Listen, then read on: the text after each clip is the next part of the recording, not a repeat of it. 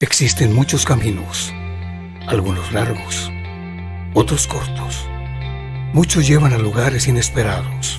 Nosotros llevamos su compañía justo por el camino que debe tomar. Por eso somos su siguiente paso, el paso que muchas empresas han dado para crecer. Compañías que hoy expanden sus operaciones a mercados internacionales. Somos la Cámara de Comercio Colombo-Americana de Cartagena, AmCham. La estrella que le guiará al universo comercial que ofrece Latinoamérica y los Estados Unidos. Una asociación símbolo de prestigio, ética y responsabilidad que fomenta el crecimiento económico y la inversión en Colombia, con más de 30 años en Cartagena y más de 1000 afiliados en todo el país. Empresas con un horizonte, gracias a nuestra conexión directa entre ellas y el mundo, promoviendo eficazmente sus intereses comerciales, hablando un lenguaje claro que fomenta la confianza y la inversión, interviniendo y contribuyendo en las relaciones bilaterales entre Colombia y los Estados Unidos, conectando sus mercados a niveles de gobierno. En AmCham, identificamos y promovemos nuevas oportunidades de negocios entre nuestros selectos asociados, distribuidos en todo el país y conectados con nuestra red de oficinas nacionales, obteniendo así fácil acceso a una extensa base de datos que le permitirá obtener la información de primera mano, porque usted es nuestra prioridad absoluta. Por eso, AmCham es su siguiente paso. AmCham, su mejor aliado para las relaciones comerciales con los Estados Unidos.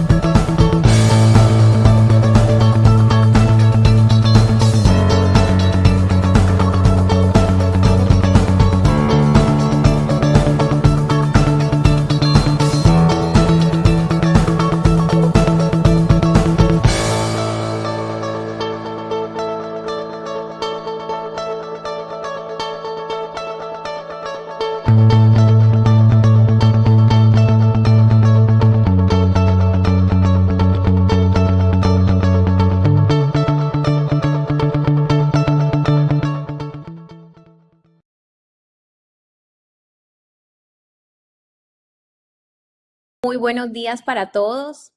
Mi nombre es Daniela Benavides, jefe de comunicaciones de AmCham Cartagena. En nombre de la Cámara de Comercio Colomboamericana de Cartagena les damos la más cordial bienvenida a nuestro comité tributario. Y desde la Cámara de Comercio expresamos agradecimientos a la firma CRAU Colombia por acompañarnos en este España. A continuación, quiero darle paso y bienvenida a las personas que estarán encargadas del comité el día de hoy, encabezado por el doctor Pedro Sarmiento, abogado especialista en Derecho Tributario Internacional y especialista en Administración, con más de 35 años de experiencia en trayectoria destacadas como el desarrollo laboral en la DIAN y 15 años en la firma de autoridades e impuestos. Actualmente es socio director Tax and Legal de la firma CRAU Colombia, dirigiendo servicios profesionales a más de 250 empresas locales y extranjeras. El doctor Pedro no solamente ha tenido un excelente desempeño dentro del área tributaria, sino que gracias a su experiencia es autor y editor de más de 15 obras como el Código Aduanero, Impuestos sobre la Renta de la Universidad del Externado, entre otras documentos y libros de estas temáticas. Acompañando este espacio, eh, tenemos la fortuna de tener también al señor John Elber Ayala, contador público especialista en tributación y magíster en tributación, a la señora Lina María Gómez, contadora pública y especialista en legislación tributaria con una amplia formación académica y laboral, y a la señora Juliet Rodríguez, contadora pública con diplomas en normas internacionales y magíster en tributación, con más de 10 años de experiencia dentro del sector real como consultora de impuestos y actualmente gerente en la división de Tax and Legal de CRAO Colombia. Para nosotros es un placer recibirlos en este comité tributario y sin más preámbulo le damos el espacio y la palabra al doctor Pedro Sarmiento para arrancar nuestro comité. Doctor, bienvenido y muy buenos días. Muy buenos días. En primer lugar, un cordial saludo a CHAM Cartagena por la invitación que se nos formula en el día de hoy y un agradecimiento muy especial a mis compañeros del panel. Nosotros vamos a hacer dentro de nuestro marco que se denomina Hablemos con Pedro Sarmiento, que es un programa informativo sobre temas especializados en la tributación. Hoy estamos dirigidos fundamentalmente a hablar de las declaraciones de renta de las personas naturales y hemos denominado este conversatorio de Hablemos con Pedro Sarmiento como estrategias inteligentes y prácticas para el año 2024.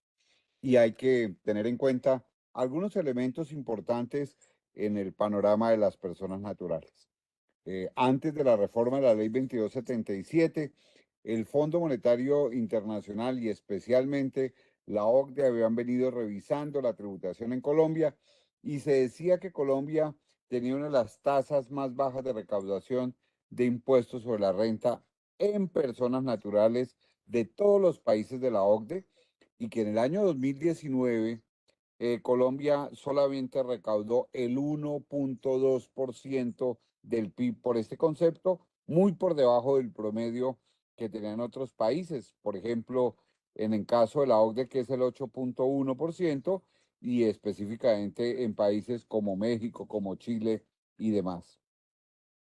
Dentro de este sistema, pues obviamente la recomendación que hizo la OCDE también fue objeto de un análisis cuidadoso por parte de una comisión de expertos que se estableció por parte del gobierno nacional con el objeto de mirar algunos aspectos que tienen que tenerse en cuenta en la reforma. Hoy, ¿cuál es el contexto?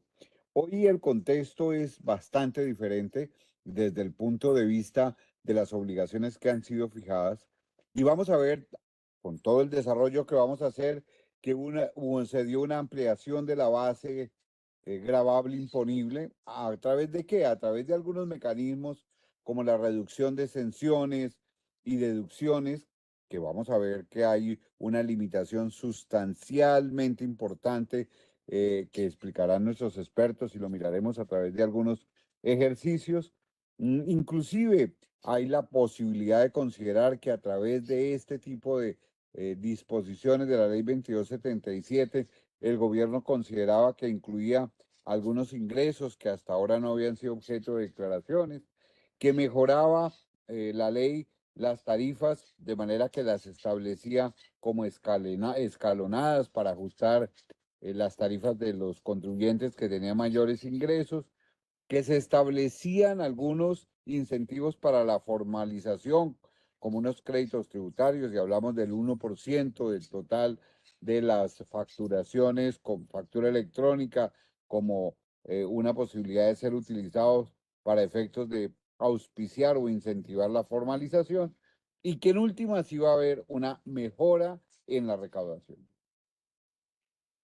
Y además, comparado con otros países con los sistemas tributarios similares como el de Chile, que tiene un sistema progresivo, que es fundamentalmente a través de uso de tarifas y de una formalización y fiscalización a través de investigaciones tributarias, pues poder llegar a un sistema tributario como el chileno, que tiene unos niveles de evasión bastante reducido. O la simplificación para pequeños contribuyentes que cuenta en la legislación mexicana y que busca un régimen de incorporación fiscal que se llama PIF, que facilita la formalización de los pequeños contribuyentes. O la Argentina, con un sistema simplificado que llama monotributo, que cuantifica no solamente el impuesto sobre la renta de personas naturales, sino que además presenta en el mismo tipo de tributo también los aportes que se deben hacer a la seguridad social. Esto nos lleva fundamentalmente a que hoy estamos en un panorama en Colombia completamente diferente. No hay estadísticas de cuánto se va a tributar, pero lo que sí es cierto es que el panorama es totalmente diverso. Por eso le decíamos a nuestros clientes, antes de pensar a salir a vacaciones, como regularmente hacemos en esta parte del año, es bueno hacer las simulaciones del impuesto a la renta, porque como vamos a ver en todos estos ejercicios del día de hoy, en las menciones que vamos a hacer en cada uno de los temas, el panorama para las personas naturales ha aumentado significativamente y no para bien. Esto trae unas consecuencias igualmente que ya se están viendo con el desplome del recaudo tributario, que en materia de lo que debía recaudarse hasta hace pocos meses con la tributación de las personas jurídicas, en donde recae la mayor parte del tributo, hay un desplome de 19 billones de pesos, lo que implica algo así como el 41% del recaudo que debería haberse hecho en ese tipo de contribuyentes. No se logró por diferentes razones. Y una que vemos en materia de personas naturales es que, y además porque así ha sucedido en la Argentina, así ha sucedido en Venezuela, así sucedió en México, las personas naturales que tienen unos niveles de ingreso alto, pues tienen una mayor flexibilidad para ubicar su domicilio fiscal en otras jurisdicciones en atención fundamentalmente a la tributación. Colombia hoy entra en el panorama internacional como un país con una altísima tasa de tributación en el impuesto sobre la renta, del 35% más algunas sobretasas, y una tributación escalonada para las personas naturales que se supone que a los altos ingresos les cobra unas tarifas lo importantemente significativas, y vamos a ver al terminar este periodo cómo reaccionó la persona natural colombiana. Hay muchas formas hoy, no solamente en paraísos fiscales, sino en otras jurisdicciones de menor imposición fiscal, a donde se pueden ubicar las jurisdicciones de estos contribuyentes porque la tributación es muchísimo menor. El gobierno ha anunciado y lo hizo el presidente de la República en la apertura del Congreso y lo ha hecho el ministro en las principales asambleas, no solamente de gremios, sino en conferencias especializadas sobre el tema en las universidades, que el gobierno se propone hoy plantear en los próximos días una reforma tributaria.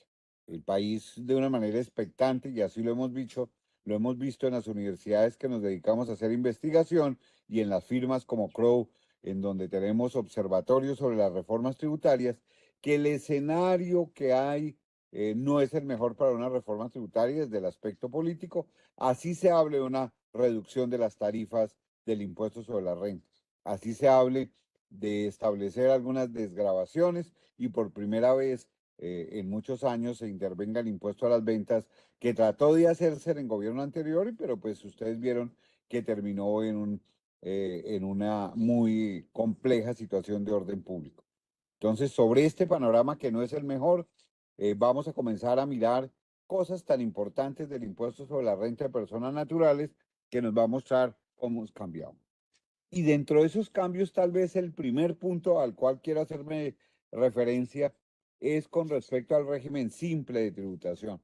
Se supone que Colombia, siguiendo un poco las indicaciones que se habían hecho tanto para Argentina como para Chile como para México, estableció su sistema simple de tributación. Es un sistema que cuando se creó era verdaderamente simple y que debía llevar a la formalización a una importante cantidad de contribuyentes que a través de un sistema simple pudieran cumplir con sus obligaciones. En la ley 2277, el gobierno limitó algunas intervenciones de sectores como por ejemplo el de las profesiones liberales y dio lugar a que la Corte Constitucional expidiera la sentencia 6540 del año 2023, que declaró inconstitucional la disposición que limitaba la inclusión de profesiones liberales en el régimen simple, estableciendo que esta restricción vulneraba principios de equidad y progresividad fiscal. Se supone que hoy se fortalece el régimen simple, muy seguramente el año entrante, que ya puede esta norma entrar con su declaratoria inconstitucional en plena vigor, nos servirá para que sopesemos cómo tenemos que declarar las personas en Colombia, a través del régimen simple con sus limitaciones, sus autorizaciones, o a través de una declaración plena como la que vamos a ver. Eh, en este panorama, pues nos encontramos con que hoy, por primera vez en muchísimos años, las personas naturales tienen que afrontar unas dificultades muchísimo mayores. Vamos a verlas uno a uno y por eso decimos que tenemos que establecer estrategias inteligentes para las prácticas del año 2024. Hasta ahora la mayoría de las personas simplemente han dicho año grabable 2023, cambiaron las tarifas, hay algunas limitaciones, pero esperemos a ver cómo nos va. Ojalá las personas naturales no terminen tan vulneradas en el pago de los tributos como las normas nos lo están indicando y eso lo vamos a ver.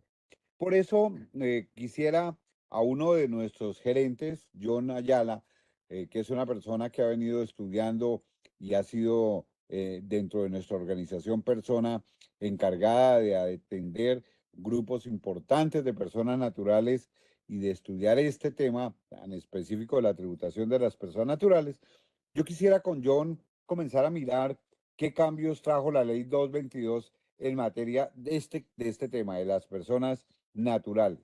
Y le pido además que miremos con sumo cuidado los temas generales primero y luego vamos abordándolo. Por eso en esta ocasión, a pesar de que es un conversatorio, nosotros vamos a utilizar ayudas para que las personas puedan en este momento mirar el aspecto práctico, aunque esto no es un taller ni nunca hacemos talleres, sí por lo menos ver cuáles son los impactos que se pueden dar en las declaraciones de renta del año 2023 que vamos a presentar en este momento y que rige fundamentalmente la ley 2277. Entonces, miremos el primer caso, pasemos. Yo le cedo la palabra para que nos explique cuidadosamente qué cambió en este primer elemento importante de la ley 2277. Gracias, doctor Pedro. Muy buenos días para todos. Como lo comentaba doctor Pedro, hay muchos cambios que esta ley 2277 trajo y seguramente ya ha pasado, las personas jurídicas ya tuvieron sus análisis, ya evaluaron la magnitud de los efectos que tuvieron esa ley. Ahora les toca a las personas naturales empezar a evaluar cuál será ese impacto que va a tener esos cambios que trajo esa ley 2277. Uno de los principales cambios, como lo vemos acá en esta presentación, fue que pasamos de un tema de cédulas que teníamos de rentas de trabajo, capital, laborales y pensiones, y se incluyen nuevas rentas a esta nueva renta líquida agradable, donde se incluyen los ingresos por dividendos y participaciones.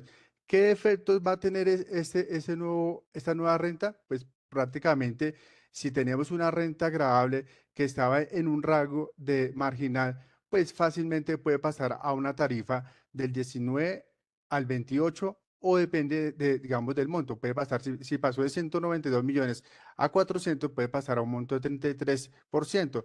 Por lo tanto, ese es el primer cambio que seguramente muchos de los contribuyentes que reciben dividendos y participaciones se van a ver afectados por esta afectación de esa norma. Hay una cosa que llama mucho la atención y es que nosotros siempre habíamos tenido una aceptación de costos y deducciones de las personas naturales relativamente reducidas, bajo el entendido que las personas naturales tenían ingresos provenientes de diferentes formas, diferentes fuentes, pero muy seguramente a través de las personas naturales con vínculo laboral pues la posibilidad de depurar la renta era bastante más limitada que las otras. Yo quiero que hablemos del artículo 336 del estatuto y especialmente si existe, y nos explique porque sí existe un límite para los costos y deducciones de la cédula general. De acuerdo, doctor. Primero, antes de entrar, digamos, a ese punto, hubieron otros dos cambios muy importantes en rentas de trabajo, dado que pues normalmente pues, se mantiene el 25% de la limitación de las VTs, sin embargo se redujo. Teníamos un monto de 2.880 VTs y se redujo a 790 VTs anuales. Ahí ya es importante decir que si estábamos por encima de ese valor, va a afectar la base grave, por lo tanto va a afectar el impuesto. En cédula general teníamos 5.040 VTs y se redujeron a 1.340 VTs. Si miramos en la siguiente presentación, Pero no, donde, espere, porque esto es muy importante. ¿Cuánto es la VT? ¿La tiene aquí determinada? ¿Cuánto es el valor? sí señor, la VT que teníamos es de 42.412 para el año 2023. Entonces, ¿en cuánto subió? Porque es que aquí este tema es de los temas más importantes de la reforma.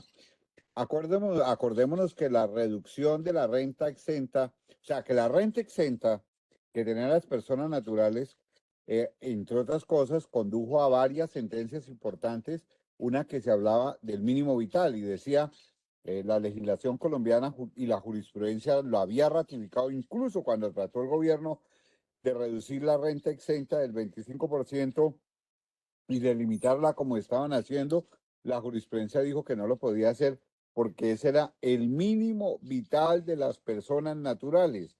Eso desaparece el mínimo vital, no hay ninguna posibilidad en el momento. La reducción de ese 25 para limitarla a 2.880 VTs, no hay ninguna demanda. ¿Pasó y fluyó regularmente o se pronunció ya la Corte Constitucional? En estos momentos, el 25% no se está afectando, ese se sigue respetando, dependiendo de los ingresos, pues si tengo un monto de ingresos, a ese se le respeta el 25%. Lo que sí se está reduciendo es el monto de VTs. Si teníamos en el año anterior que eran 2.880 VTs, era un monto de 122 millones, digamos, entre mayor ingreso, pues tenía mayor posibilidad de tener un tema de VTs exentos. Lo que hizo la norma fue reducirlo de 122 millones, pasó a 88 millones, es decir, a 33 millones. Es decir, que fue una diferencia de 88 millones. Por lo tanto, los ingresos de salarios altos se van a ver muy afectados porque pues son 88 millones que antes no eran grabados y con esta nueva norma van a ser grabados. Pero un poco para entender, o sea, si yo tengo un salario de mi renta líquida gravable, el 25% debería ser renta exenta porque es el mínimo vital. Pero Así usted me es. dice que eso además tiene una limitación porque el mínimo vital, que es una deducción del 25%, se mide en VTs y que el máximo que había tenía un valor que fue reducido. ¿Nos explica bien ese tema? De acuerdo, entonces diga, normalmente en salarios altos, el máximo tope de VT serán de 2.880 VTs. Quiere decir que si yo tenía unos salarios superiores, voy a tener hasta 122 millones exentos. Esos 122 millones no iban a ser grabados porque lo cubría este porcentaje de VTs.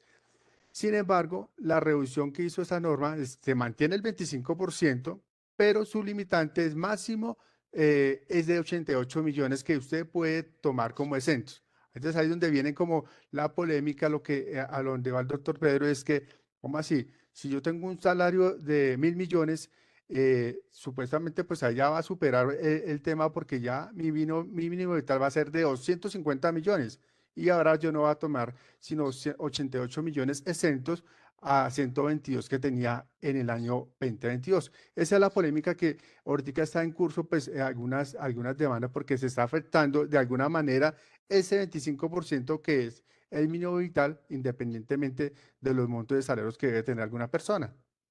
O sea que en últimas, como usted señalaba, lo que hicieron fue reducir el mínimo vital, que era el 25% como renta exenta, vía reconocimiento de tope de De VTs. deducción a través de VTs. que pues este es el punto en que ha habido una amplísima discusión porque pues en primer lugar, tal vez la primera conclusión a la que tenemos que llegar para comenzar a mirar un poco hacia adelante es que hay una reducción sustancial de la renta exenta y ahí lo ven en la comparación y en la presentación que hizo John, y eso va más adelante, lo vamos a ver, que eso se convierte en mayor valor del impuesto.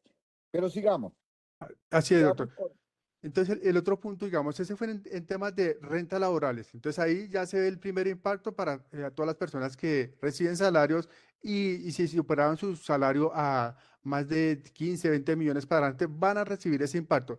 Para los que son de menos de 10 millones, hicimos algunos ejercicios, independientemente que estemos en el 2023, no le va a afectar, sigue manteniéndose, no va a tener ningún efecto en su impuesto. Si pagó 1 millón en el 2022, seguramente en este 23 va a pagar ese mismo millón, porque el escenario no va a cambiar y se respetó, pues, por lo menos en ese lado.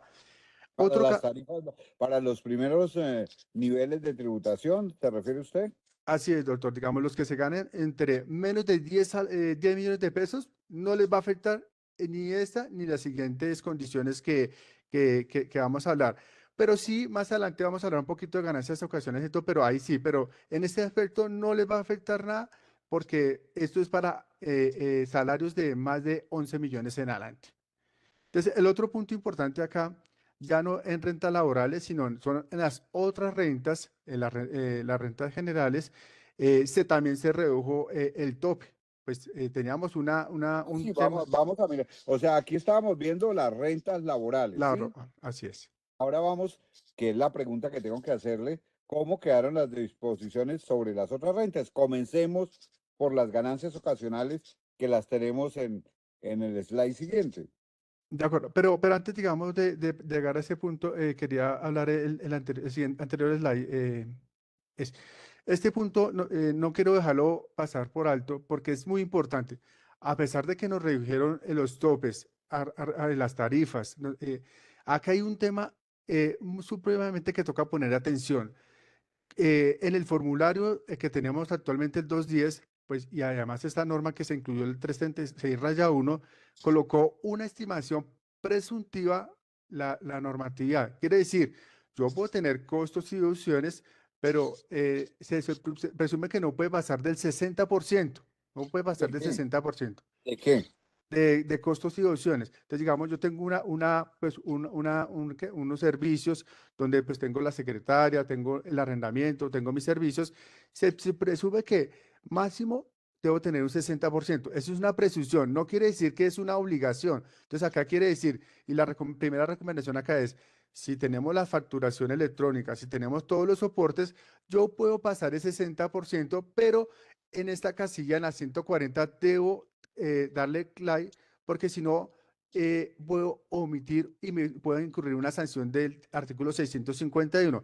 Quiere decir, yo puedo tener todos los soportes, presento mi declaración de renta y resulta que pues tengo mis costos de deducciones que superaron el 60%, digamos que llegó a un 80% y no leí el X acá en este renglón. La DIAN me puede sancionar. O sea, me puede sancionar con el artículo de información exógena, que normalmente es una sanción un poco onerosa. Entonces, la recomendación acá es, si tienen esos soportes, pues valídenlos y los tomen, pero siempre y cuando señalen acá que sí superaron ese tope para que se puedan tomar ese más del 60%. Oiga, Ahora, John, entonces miremos a ver si el tema nos queda claro. Lo que usted nos está diciendo es que en realidad, sin necesidad de ninguna prueba, en la declaración de renta yo puedo llevar a mi cédula general hasta un 60% del total de lo que yo estoy declarando como costos y deducciones. ¿De acuerdo? no, digamos, las pruebas sí las deben tener. Es importante, digamos, que en este punto, pues la DIAN presume que todos, normalmente en los escenarios y estadísticas que han hecho, tienen hasta un 60%. Lo importante acá es que este 60%, si de pronto, independientemente si tenga el 60, el 50 o más del 60, tenga sus soportes, tenga la facturación electrónica con todos los requisitos, tengan todos los documentos correspondientes para soportar esta deducción.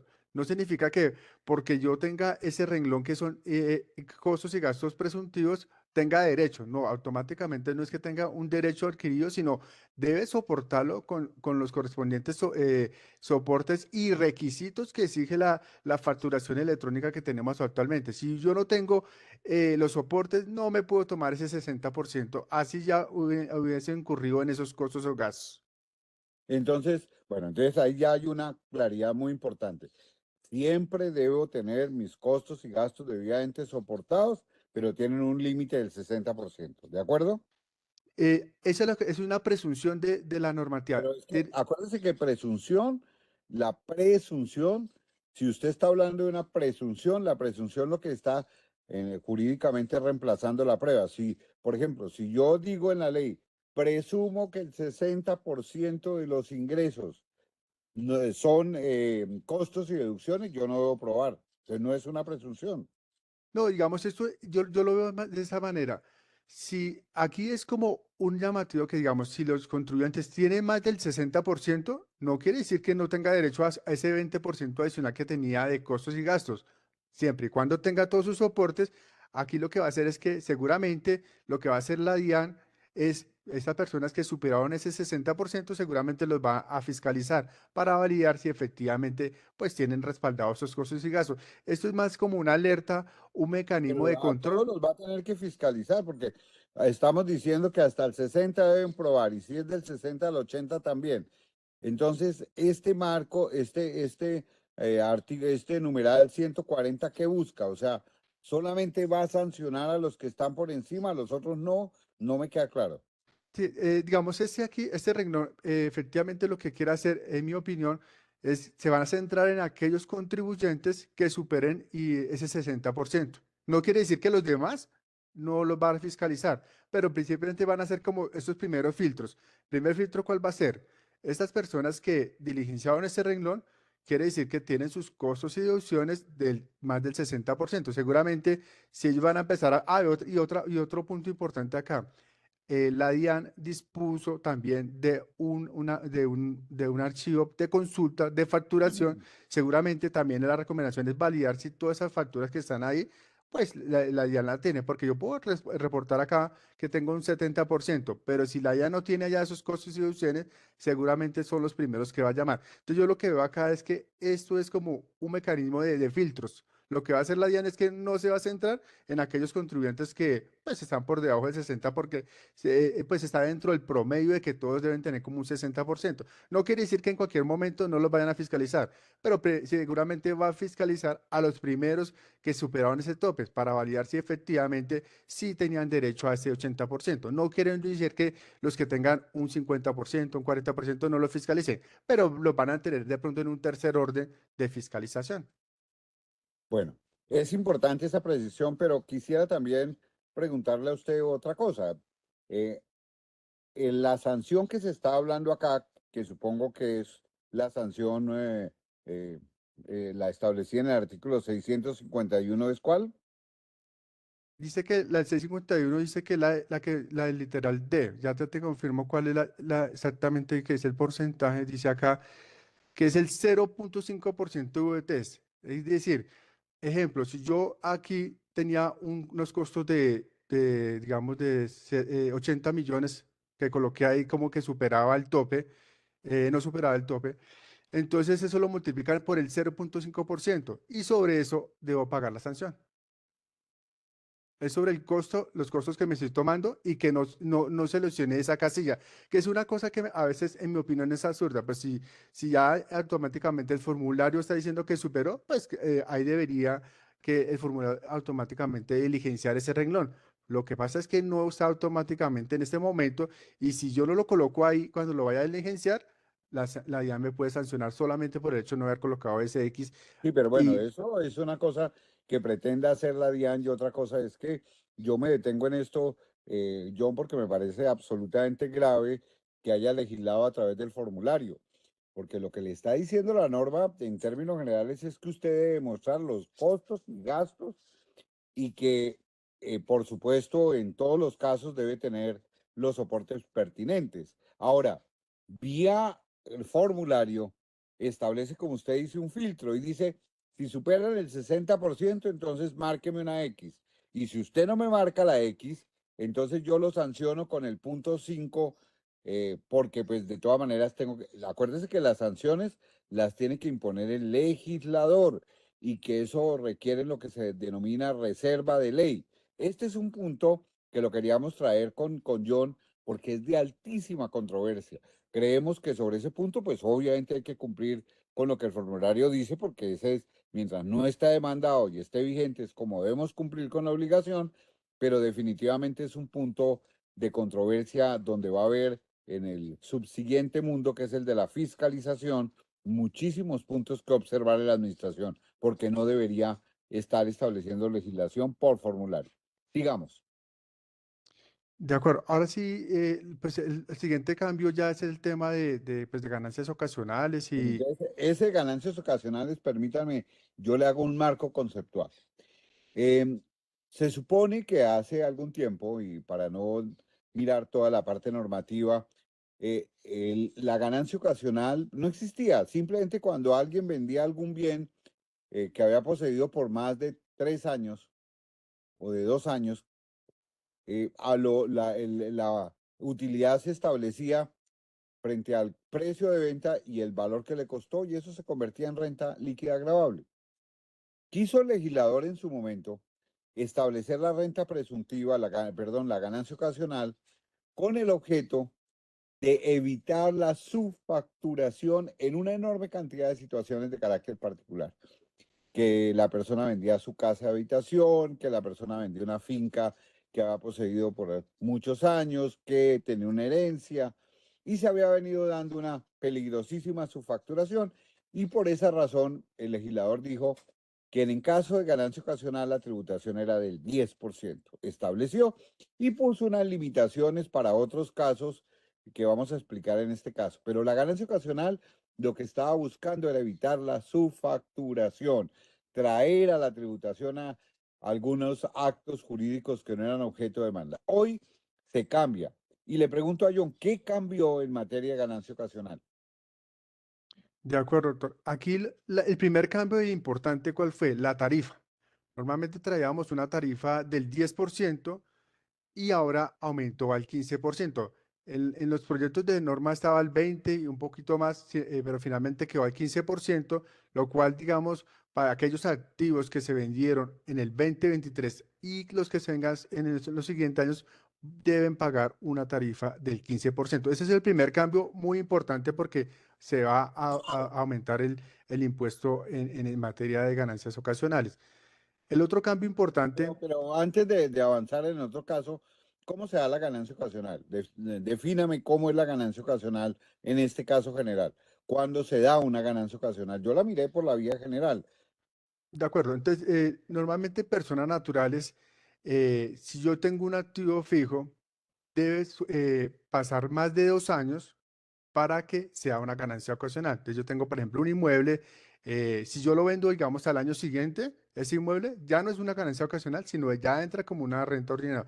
Pero si ese inmueble pasó los 2 años siguientes, esa es una ganancia ocasional para el contribuyente. Ese es un ejemplo. Otro ejemplo de En caso ganancias de venta, ¿no? de Estamos venta. hablando en caso de venta. De ventas, sí, señor. Todos estos son de ventas. Si yo vendo ese inmueble después de 2 años, eso es una ganancia ocasional y ya no entraría por la tarifa marginal, sino por la tarifa del 15%. Eso es un ejemplo. Pero en este caso se refiere a todo tipo de inmuebles, o a todo tipo de bienes, o solamente a los inmuebles. No, a todo tipo de activos fijos. Todo ese tipo, digamos, si yo vendo digamos, un vehículo, por ejemplo, lo paso 2 años, pues ya eso es una ganancia ocasional después de 2 años. Digamos, si yo tengo una finca, si yo esa finca la tengo después de cierto tiempo, también entra en esa La compra y la vende. Siempre la estamos compra. hablando de compra y venta Así de es. activos fijos, ¿no? Entonces, ese es el punto de partida. Sigamos. El otro ejemplo es cuando yo recibo herencias. Yo recibo una herencia, digamos, y esas herencias que son el otro cambio importante acá que pues, en materia fue que se redujeron, se aumentaron las VTs. Entonces, un ejemplo, si yo tengo, hablando ya el tema de casa habitacional, yo tenía mi casa habitacional anterior, Camila, por Déjelo favor. anterior. Sí, anterior, Camila. Entonces, para terminar el ejemplo de la casa habitacional, yo tengo mi casa habitacional Normalmente, pues, tenía derecho a una excepción ahí de VTs, que oscilaba en 318 millones. Lo que hizo la norma es que ya no son 318 millones, sino pasaba a 212 millones. ¿Qué quiere decir? Que va a aumentar, pues, la base y sobre eso, pues, tengo un impuesto a cargo del 15%. John, Ese es, o sea, si yo tengo una casa habitación que poseo, que soy propietario hace más de 2 años y la vendo por 1.000 millones de pesos, ¿cómo funcionaría en ese caso? Entonces, digamos, si digamos, ahí, digamos, entraría que de esos 1.000 millones, 212 millones serían exentos. La diferencia sería 718 millones que serían grabados y ahí estaría, pues En digamos, ganancia ocasional. pero eso es un ejemplo, pero digamos, antes de eso tiene que mirar qué costo tuvo esa casa. Digamos, si usted tiene una casa de Exacto. 1.000 millones, entonces esa casa, por ejemplo, le valió, la vendió en 1.000 millones, pero de pronto esa casa le valió 700 millones, ¿sí? O pudo quedarle a ver los 1.000 millones. Póngale que 700 para no darle vuelta. La Entonces, vendió en 1.000 millones y valía 700.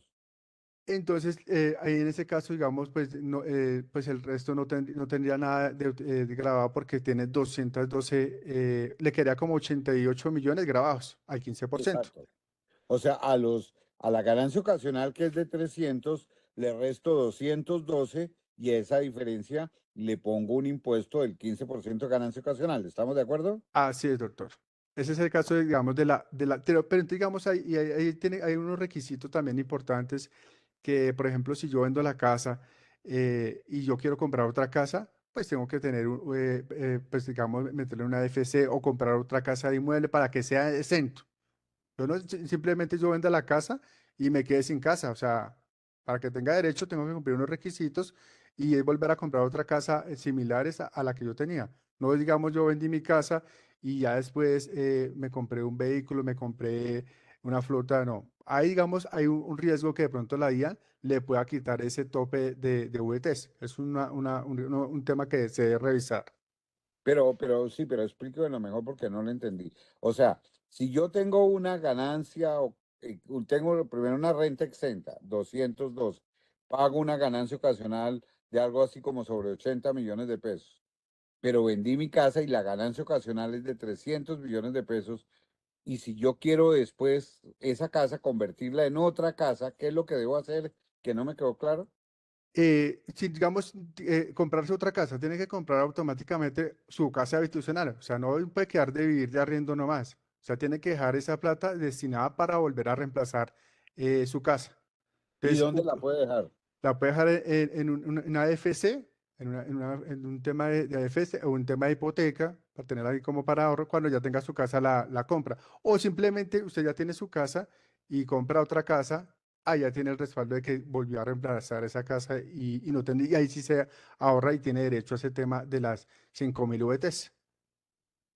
Bueno, Si yo, si entonces, yo, si yo, digamos, utilizo esa plata para otra cosa diferente a mi casa habitacional, tengo el riesgo de que posiblemente la IA me cuestione esas 5.000 VTs. bueno. ¿Qué pasa cuando hay ganancias ocasionales, por ejemplo, por seguros de vida? Yo contraté un seguro de vida y en mis herederos se ganaron el seguro de vida porque yo me morí. ¿Cómo funciona en ese caso? Entonces, digamos, en seguros de vida, por ejemplo, el tema, digamos, también hubo una reducción también en VTs.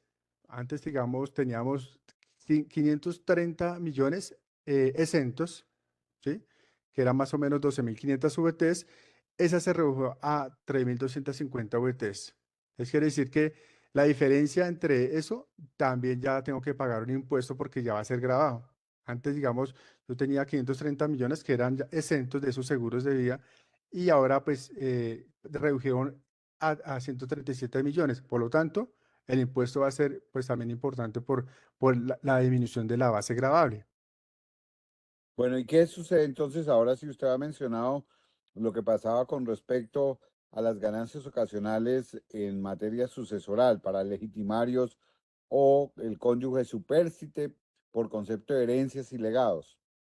Entonces, ese es otro tema que digamos es importante porque o hizo un cambio, digamos, en este caso fue un poco importante que Antes estaba limitado que esa ganancia estaba a 7.700 VTs del causante, ahí pasó a 13.000 VTs. Entonces, y decía ahí en la norma que tenía que ser urbano, ahora no importa si es urbano o rural, ya digamos, si yo puedo tener una casa rural y supera pues, a 550 millones, pues esa parte es 60, ¿sí? Antes, digamos, tenía que ser urbano, tenía que estar en la ciudad y solamente era a 7.700 VTs. Entonces, digamos, ese es, digamos, uno de los aspectos positivos que trajo esta norma porque quitó el tema de que no importa que sea urbano o rural, sino simplemente pues que sea la casa de vivienda pues, del que falleció. Lo mismo el tema de otras rentas de una, digamos, de una finca. Digamos, si yo tenía, digamos, una finca y esa tenía 326 millones, pues ahí sí, digamos, en este caso sí lo que hizo fue la norma disminuirla a 275 millones, lo que quiere decir que la diferencia va a ser grabada pues, para los herederos correspondientes. Y la última, pues el tema las herencias por el legado, ganancia, por el tema de conyugal, teníamos un tema de que teníamos una excepción de 3.490 VTs, que más o menos era pues 530 millones, pasó a 3.250 VTs, es decir, que quedó 137 millones, que son exentos, la diferencia va a ser grabada. Bueno, pues muchos cambios se han dado. Hagamos aquí de pronto alguna explicación sobre el impacto específico que tendrán los vencimientos de renta de personas naturales en los contribuyentes, que como como hemos podido ir avanzando, pues parece que va a haber una modificación sustancial. Entonces veamos avanzando en el siguiente tema, ¿qué cambió? Hagamos un resumen ya general de qué cambió. De acuerdo. De pronto, antes de pasar como a los ejercicios, dos cosas de pronto positivas que trajo la norma fue como para compensar toda esa reducción de beneficios y de exenciones y de tarifas, eh, trajo la norma que si teníamos unos dependientes, entonces hasta 4 dependientes, yo puedo tomar una deducción por cada uno de 72 VTs. Es decir, que si yo tengo 4 dependientes, pues tengo 3.054.000 por cada dependiente, casi 12 millones por los 4 dependientes que lo puedo tomar en cualquiera de las cédulas que tengo ahí generales. Entonces, eso que es importante acá que pues tienen que cumplir con todo lo que tenga el artículo 387. No son todos los dependientes que si yo tengo, ahí tiene amigos y compañeros que tienen pues mascotas que tienen otras cosas y seguramente le incurren en costos y gastos esas mascotas. No, son los dependientes que están en el artículo 387 y son los que están taxativamente en ese artículo, que son ¿Y los cuáles padres. están en el 387? Que la Entonces está, mayoría de nuestros oyentes no tiene el código tributario en la mano. de acuerdo, entonces ahí tenemos los padres de familia, digamos que no tengan ningún tipo de ingreso. Tenemos hermanos, que digamos que si tenemos hermanos que no tengan tampoco ingresos, también puede ser un dependiente. Digamos los padres que tengan hijos mayores de 18, hasta 18 años, también puede ser un dependiente. O aquellos hijos que pues se encuentran estudiando entre 18 y 23 años, también pues son dependientes para tomar esta deducción. Entonces, un ejemplo, si yo tengo 3 o 4 hijos con estas características, tengo derecho para tomar esa deducción y eso no se restan en el 25%, no se resta, digamos, solamente en salarios, se puede restar en cualquiera de las cédulas que tenemos anteriormente. Eso es, digamos, uno de los O sea, beneficios para que, entender un poco el tema. Esta nueva legislación creó una nueva deducción que se llama por dependientes, ¿de acuerdo? sí, ya teníamos una que era la del 10% y esa, digamos, la teníamos y se limitaba con el tema de 32 VTs por mes.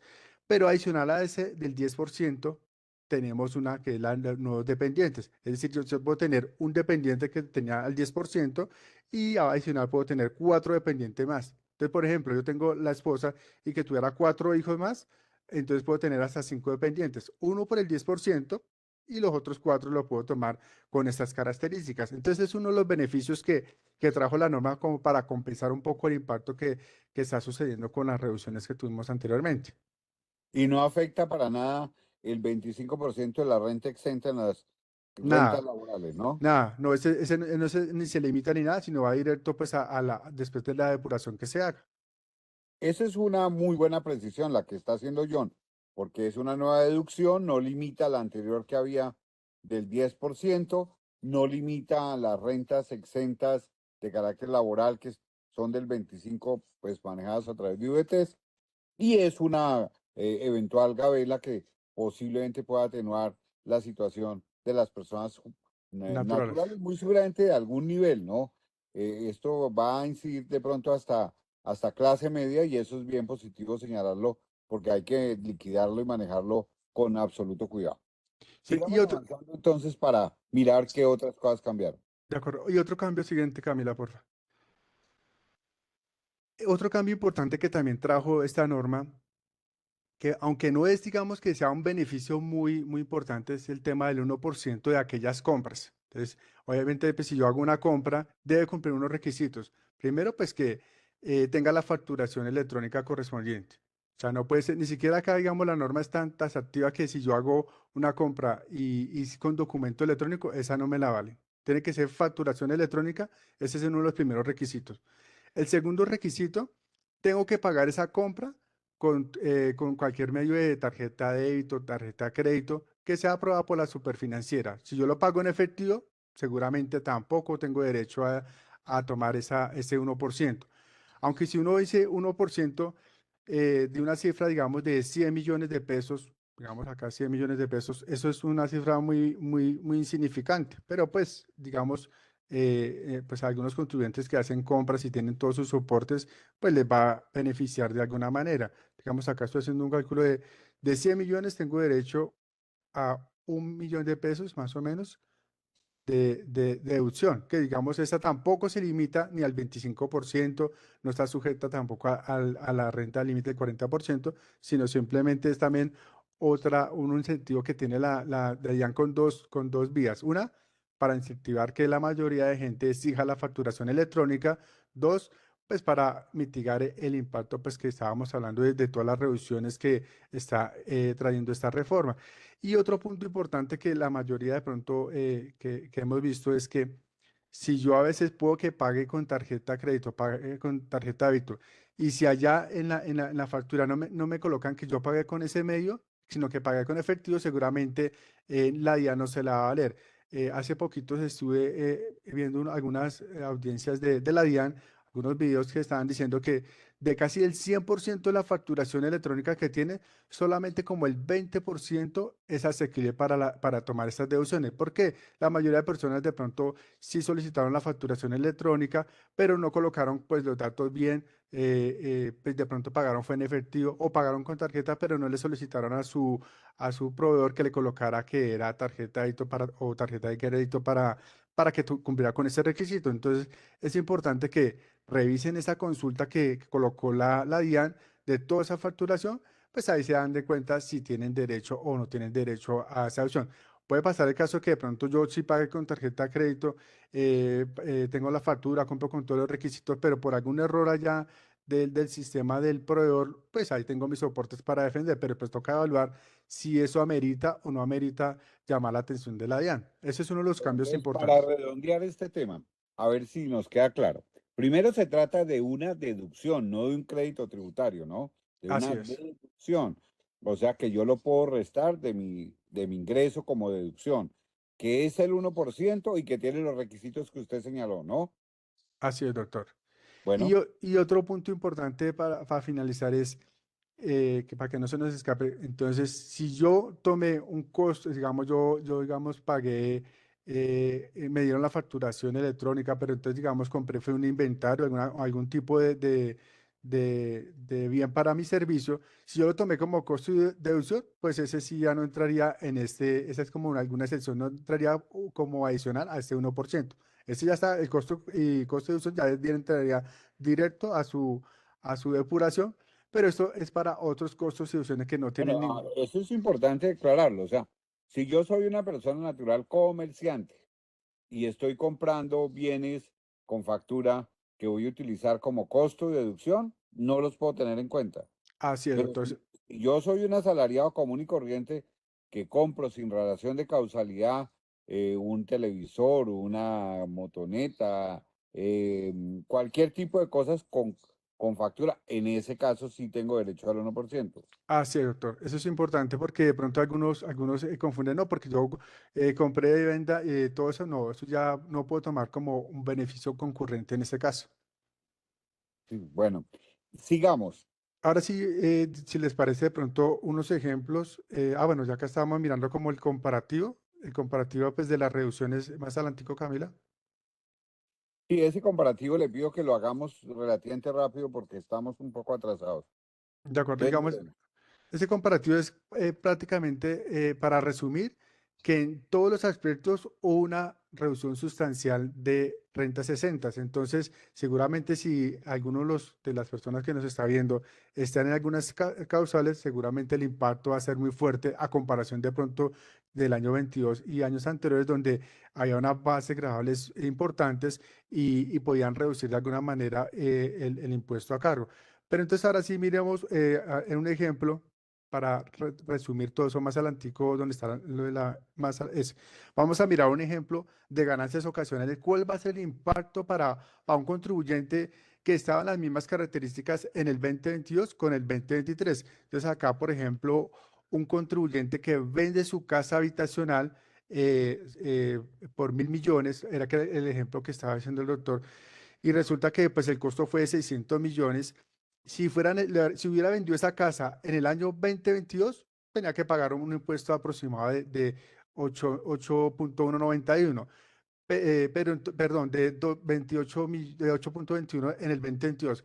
Pero con los nuevos cambios de la reforma, donde ya pasaron de 7.500 VTs a 5.000 VTs, se aumentó a pagar casi 20 punto y alguito de porcentaje de impuestos. Entonces, ese es el primer cambio y el impacto que va a tener muchos contribuyentes cuando hagamos en el tema de casa habitacional. Otro ejemplo sencillito. Pero espere a ver si, a ver, porque este tema nos debe quedar muy claro. Entonces, antes, si alguien tenía una casa de 1.000 millones, el costo era de 600, la ganancia ocasional era, en este caso, según lo que usted señala aquí, 318. máximo de ganancia ocasional exenta de 318 millones de pesos. Ujú. Y la ganancia ocasional grabada sería 81.910.000. A eso le ponía el 10% de impuesto y tenía que pagar 8.191.000 de impuesto a las ganancias ocasionales, ¿de acuerdo? Así es, doctor. Y hoy, que disminuye la ganancia exenta, la ganancia ocasional exenta, Y que ese aumente la mismo tarifa. ejercicio debe pagar 28 millones de pesos. De acuerdo, por la reducción de la ganancia exenta y por el aumento de la tarifa. Entonces, algunos contribuyentes aprovecharon para vender estos activos en el 2022 y ya tenían como conocimiento el impacto que iba a ser. Ya los que no alcanzaron seguramente van a ver ese impacto en este 2023. Otro ejemplo, donde no hay ningún tipo antiguo de VT, sino simplemente yo tengo mi finca y resulta que yo la vendí también por 1.000 millones y el costo fue de 600, pero por el aumento de tarifa ya tengo que pagar, en vez de pagar 40 millones, ahora tengo que pagar 60. Entonces, un aumento de 20 millones de impuestos. Es un ejemplo de ganancias ocasionales. Otro ejemplo para reducir, Camila, más adelante,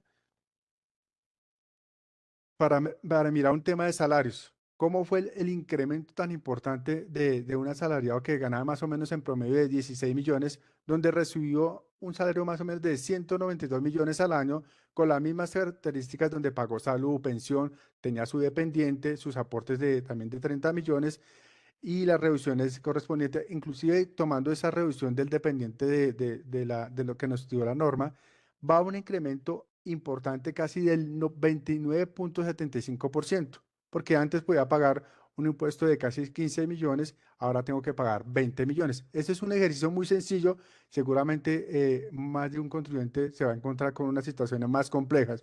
Y ahora unamos el siguiente slide. Pero espere para claridad. Aquí cuando dice usted actual está diciendo es en la norma, o sea, en realidad es la anterior norma.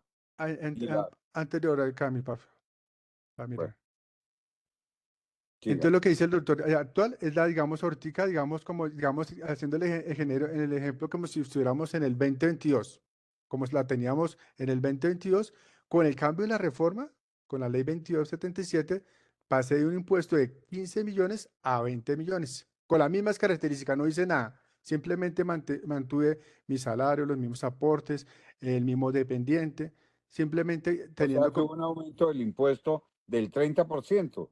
Subió la prácticamente. tarifa al 15%, pero en realidad el aumento en este ejercicio no fue el 15% como la gente supone.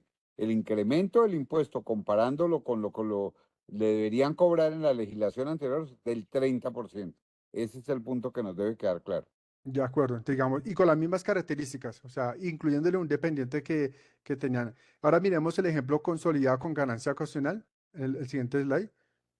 Entonces, digamos, con las mismas características, este contribuyente que pues, vendió su finca o vendió su casa habitacional, resulta que pase de un impuesto de casi del 33% de aumento con con la nueva reforma. ¿Por qué? Porque pues con todo lo que hemos hablado, que aumentó la tarifa de ganancia ocasional, donde hubieron reducciones, hubieron las limitaciones de VTs. Entonces, esos contribuyentes con las mismas características del 2022 para el 2023 va a sentir el impacto de un 33,8%. Bueno, entonces cambiemos un poquito de tercio y quisiera preguntarle a Julier. Julier es otra de nuestras especialistas encargada de un sinnúmero importante de personas naturales y de expatriados.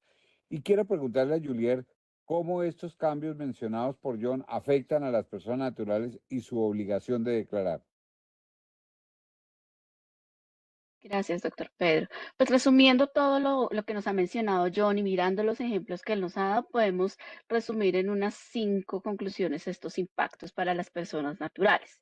Podemos hablar de que a mayores ingresos grabados incrementan la obligación tributaria. Ya hablamos de ingresos grabados porque, como mencionaba John, iba junto con la otra conclusión, es que al disminuir los topes de rentas exentas y deducciones, pues vamos a tener mayores ingresos grabados, va a aumentar la base gravable de cada contribuyente y al aumentar la base gravable, a pesar de que no se cambiaron las tarifas de renta de las personas naturales, pues va a haber un aumento en el impuesto a cargo de los contribuyentes, como lo vimos claramente en el ejemplo anterior, donde aumentaban un 30%, por ejemplo, la carga tributaria de la persona que percibe rentas laborales.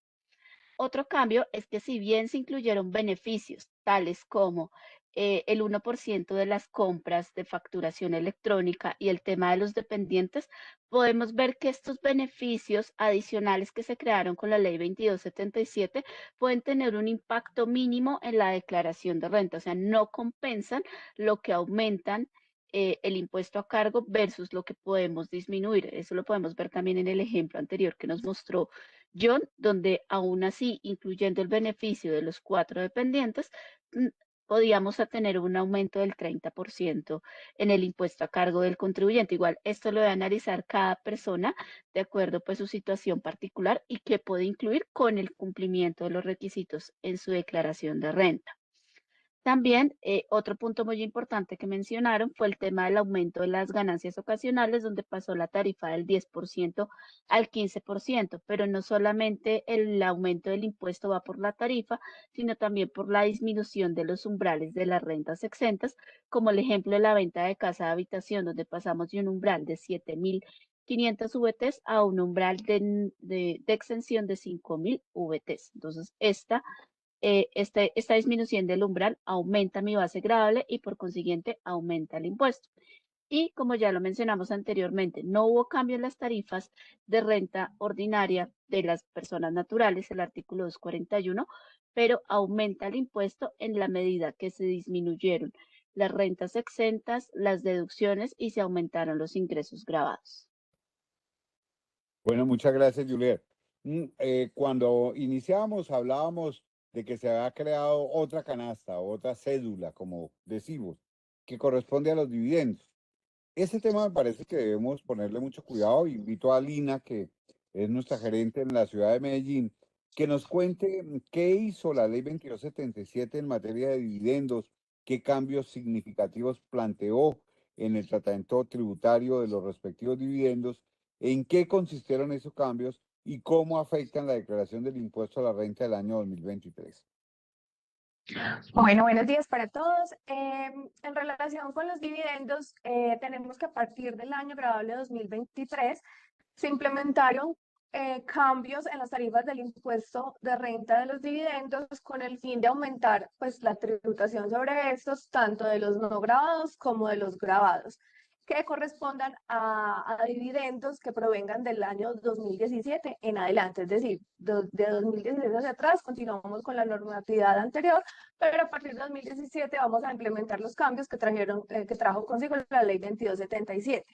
Estos cambios afectan a las personas naturales y asociaciones ilíquidas, ya sean residentes o no residentes, que estén sujetos al impuesto sobre la renta. Entonces, además de las tarifas que enseguida las vamos a ver ese incremento, pues al haber aumento de tarifas, hay aumento de la retención en la fuente, pero adicional se implementó un descuento tributario con el fin de mitigar un poco ese incremento. Entonces, para las personas naturales y sucesiones ilíquidas que reciban dividendos en calidad de no gravados, pues ya no vamos a utilizar esa tabla del artículo 242 que aplicaba antes, que era una tarifa del 10% para aquellos dividendos que superaran el umbral de 300 VT, sino que ya al incluirse dentro de la renta o de la renta cedular, o sea, sumarse con las rentas laborales y las de pensiones, vamos a tener que aplicar la tarifa progresiva que va hasta el 39%.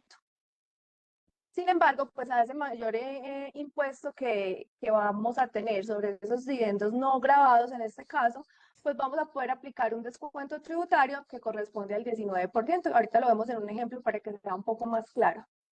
No, Lina, perdóname, yo la interrumpo acá porque aquí hay un cambio sustancial.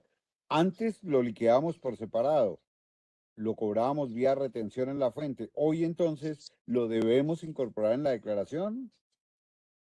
Hoy, o sea, anteriormente con las rentas cedulares teníamos una cédula exclusivamente para los dividendos que, digamos, se recaudaba, como usted bien lo dijo, vía retención en la fuente, y casi que la retención en la fuente me cubría el impuesto a cargo sobre aquellos dividendos que, hablando aquí específicamente de los no grabados, que era una tarifa del 10% para aquellos que superaran el umbral de 300 VT. Pero como está hoy ya la norma, debemos incluir estos dividendos grabados y no grabados dentro de la renta celular que contiene las rentas de trabajo, las rentas de pensión, más los dividendos.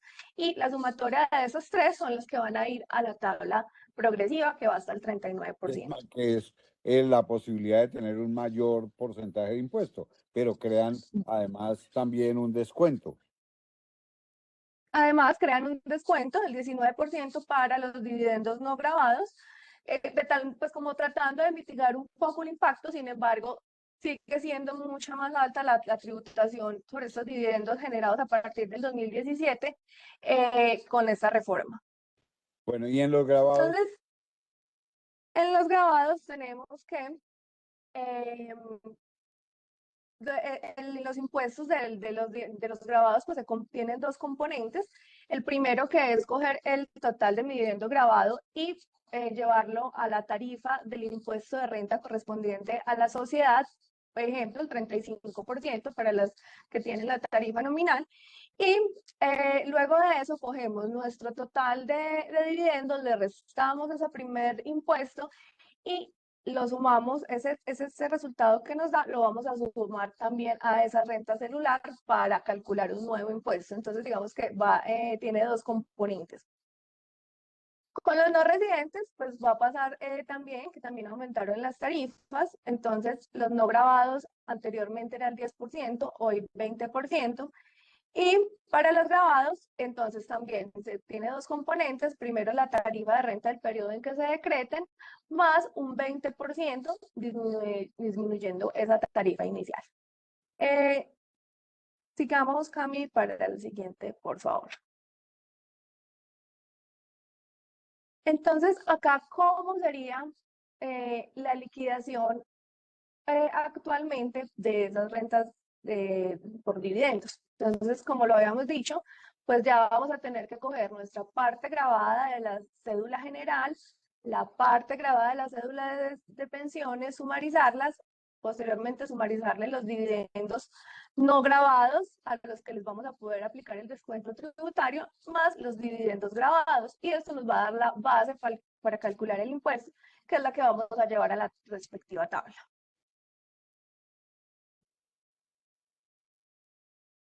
Acá pues como elementos importantes, cuando yo voy a definir que si es un dividendo grabado, no grabado, pues qué norma voy a aplicar. Entonces tengo que tener en cuenta si es un dividendo del año 2016 o anteriores o es a partir del 2017 y siguientes, cuál es la naturaleza de los beneficiarios de esos dividendos, si son residentes, no residentes, son personas naturales, jurídicas, si de pronto estamos... si la distribución la está realizando una sociedad que realiza mega inversiones, que eso tiene, digamos, una normatividad específica, si la está haciendo una distribución, una compañía del régimen CHC, donde los ingresos de la CHC pues no se consideran ingresos de fuente nacional, entonces tampoco aplicaría, digamos, el tema de impuestos sobre los dividendos. Entonces es importante considerar todos esos elementos a la hora de yo poder determinar cuál es el impuesto y cuál es la normatividad que voy a aplicar, porque, por lo que va cambiando según su año de origen y según su beneficiario y la calidad de quien los reparte. Lina, veámoslo a través de un ejemplo, porque el tema está bastante complejo, difícil y de fondo. Miremoslo un ejemplo que preparaste tú para explicarnos. Claro que sí.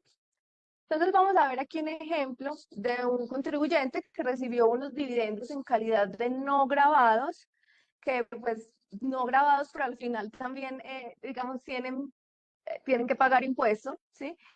Que pertenece al año 2017, que fueron repartidos por una sociedad nacional del régimen ordinario. Esta sociedad no tiene mega inversiones ni hace parte del régimen de sociedades CHC. Entonces, la persona recibe sus dividendos, estamos hablando de unos dividendos de 600 millones de pesos que recibió, que convertidos en VT al valor del VT que nos indicó John al principio, entonces corresponderían a 14.147. ¿Y por qué es importante saber a cuántos VT corresponde? Porque de eso va a depender el impuesto a cargo y el descuento tributario, que ahorita lo vamos a ver.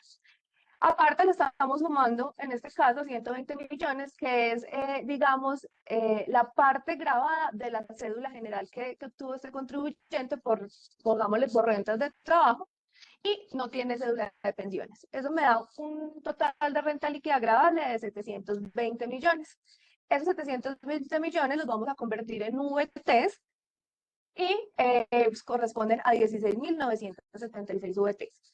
Esas 16.976 VT las vamos a llevar a la tabla progresiva y resulta que van a estar en este rango que les pongo aquí, que es entre 8.670 VTs y 18.970. Aplicamos la fórmula que está contenida en ese rango, lo que nos va a dar un impuesto a cargo de 220.679.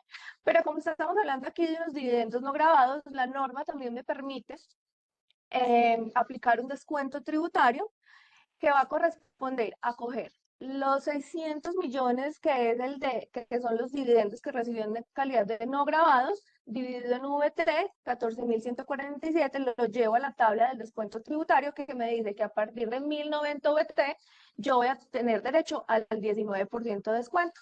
Aplico la fórmula y eso nos está dando un resultado de un descuento tributario de 105 millones. Entonces teníamos un impuesto a cargo de 220 menos el descuento tributario de 105, nos da un impuesto a cargo de 115 millones. Cuando tenemos únicamente dividendos no grabados. Vamos al siguiente, por favor. Este segundo ejemplo, ya tenemos dividendos grabados y no grabados, tenemos una combinación. Entonces, digamos, en primera instancia, tenemos que coger los dividendos grabados, que es la segunda tablita que vemos, que en este caso corresponde a 500 millones de pesos. Eso lo que nos dice la norma es, primero, calcúlele un impuesto, el impuesto de renta del periodo en el que se están decretando. En este caso, 35%, entonces tiene un primer impuesto de 175 millones. Y luego, una vez le disminuya esos 175 millones, lleve eso a la renta líquida, a la cédula general, para calcular el nuevo impuesto ya sobre los 325 millones. Entonces, partiendo del ejemplo anterior que teníamos los dividendos no grabados de 600 millones, ahora le vamos a sumar los 325 de los grabados, que es el exceso de hacer esa primera fórmula. Tenemos los mismos 120 millones por las cédulas de rentas de trabajo, nos da un total de ingresos o de renta líquida gravable, perdón, de 1.045 millones. Esos 1.045 millones convertidos a VT nos dan 24.639, los llevamos a la tabla que está, digamos, en el rango que debe aplicar el impuesto del 37%, eso nos da un impuesto a cargo de 339.238.000. Pero como tenemos esa parte de dividendos no grabados, podemos aplicar nuevamente el descuento tributario que nos dio en el ejercicio anterior, que eran los 105 millones, lo que nos da como resultado un impuesto a cargo de 409. Esos 409 millones pues incluyen ya el impuesto de los 339 millones, menos el descuento tributario, más los 175 que nos dio inicialmente por los dividendos grabados. Digamos que el cálculo es un poco complejo por todos los elementos que se deben tener en cuenta, pero acá que es importante siempre, como les dije desde el principio, poder identificar como los elementos de si son grabados, no grabados, cuál es el año al que corresponden, cuál es la calidad del que los recibe y quién los está repartiendo. Esos elementos hay que tenerlos siempre presentes para poder determinar cuál es el impuesto a cargo por los dividendos. Lina, sí, muy bien. Yo solamente quiero acotar lo siguiente, para mirar un poco lo importante y la trascendencia del cambio que se da. Hacia 1916, hacia el año 2016, Colombia había eliminado totalmente la doble tributación y Colombia solamente cobraba en cabeza de las personas jurídicas los impuestos correspondientes que se daban a la persona jurídica y distribuía las utilidades que se convertían en un ingreso no constitutivo de renta ni ganancia ocasional. Es decir, que todo lo que eran dividendos lo recibía la persona bajo el supuesto de que los impuestos ya habían sido pagados en cabeza de la persona natural. En el año 2016 la tesis comenzó a cambiar, una gran discusión entre los expertos y decía el gobierno que lo que pasaba era que eran dos tipos de rentas diferentes. Una era la renta de las personas naturales y otra era la renta de la persona jurídica. Nosotros decíamos siempre la misma renta y tan es la misma renta que está siendo grabada en cabeza de la persona jurídica y en cabeza de la persona natural. En cabeza de la persona jurídica tenía varios tratamientos. Había ocasiones donde estaba no grabada, o en otras estaba grabada totalmente, y por eso ven ustedes la presentación que Lina ha hecho. Pero hoy tal vez el punto al cual tenemos que llegar como conclusión es para que ustedes vean el enorme impacto que tiene en esa consideración y el establecimiento de lo que hoy se llama la doble tributación, que por supuesto lo que hace es desincentivar en principio la creación de sociedades, pero más que la creación de sociedades, en algún momento de hacer la distribución de utilidades, buscando otras figuras que podrían establecerse en su momento para efectos de poder disminuir las utilidades respectivas, que en la que se llama planeación tributaria, las empresas pueden realizar. Pero ahí en lo que presentó Lina, ven ustedes el enorme impacto que tiene el binomio socio-sociedad, porque paga la sociedad, pero también paga la persona natural y no poco dinero. Sigamos.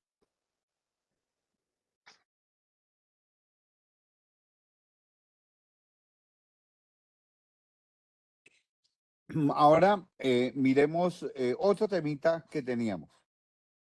Y en el otro temita, básicamente estamos hablando de cómo sería la liquidación de la renta líquida agradable para una persona natural residente, sabiendo que ya debe incluir los dividendos. O sea, estamos hablando de las personas, los beneficios que aquí tendríamos para efectos de los cálculos respectivos, que creo que fue lo que acabamos de explicar nosotros. Y para poder mirar concretamente otro tema que tendríamos nosotros que ver acá y que es muy importante hoy, que tiene que ver con la depuración de la respectiva cédula, los beneficios, que creo que esto, Lina, la invitamos a que usted nos haga la explicación respectiva. ¿Cómo funcionan estos beneficios?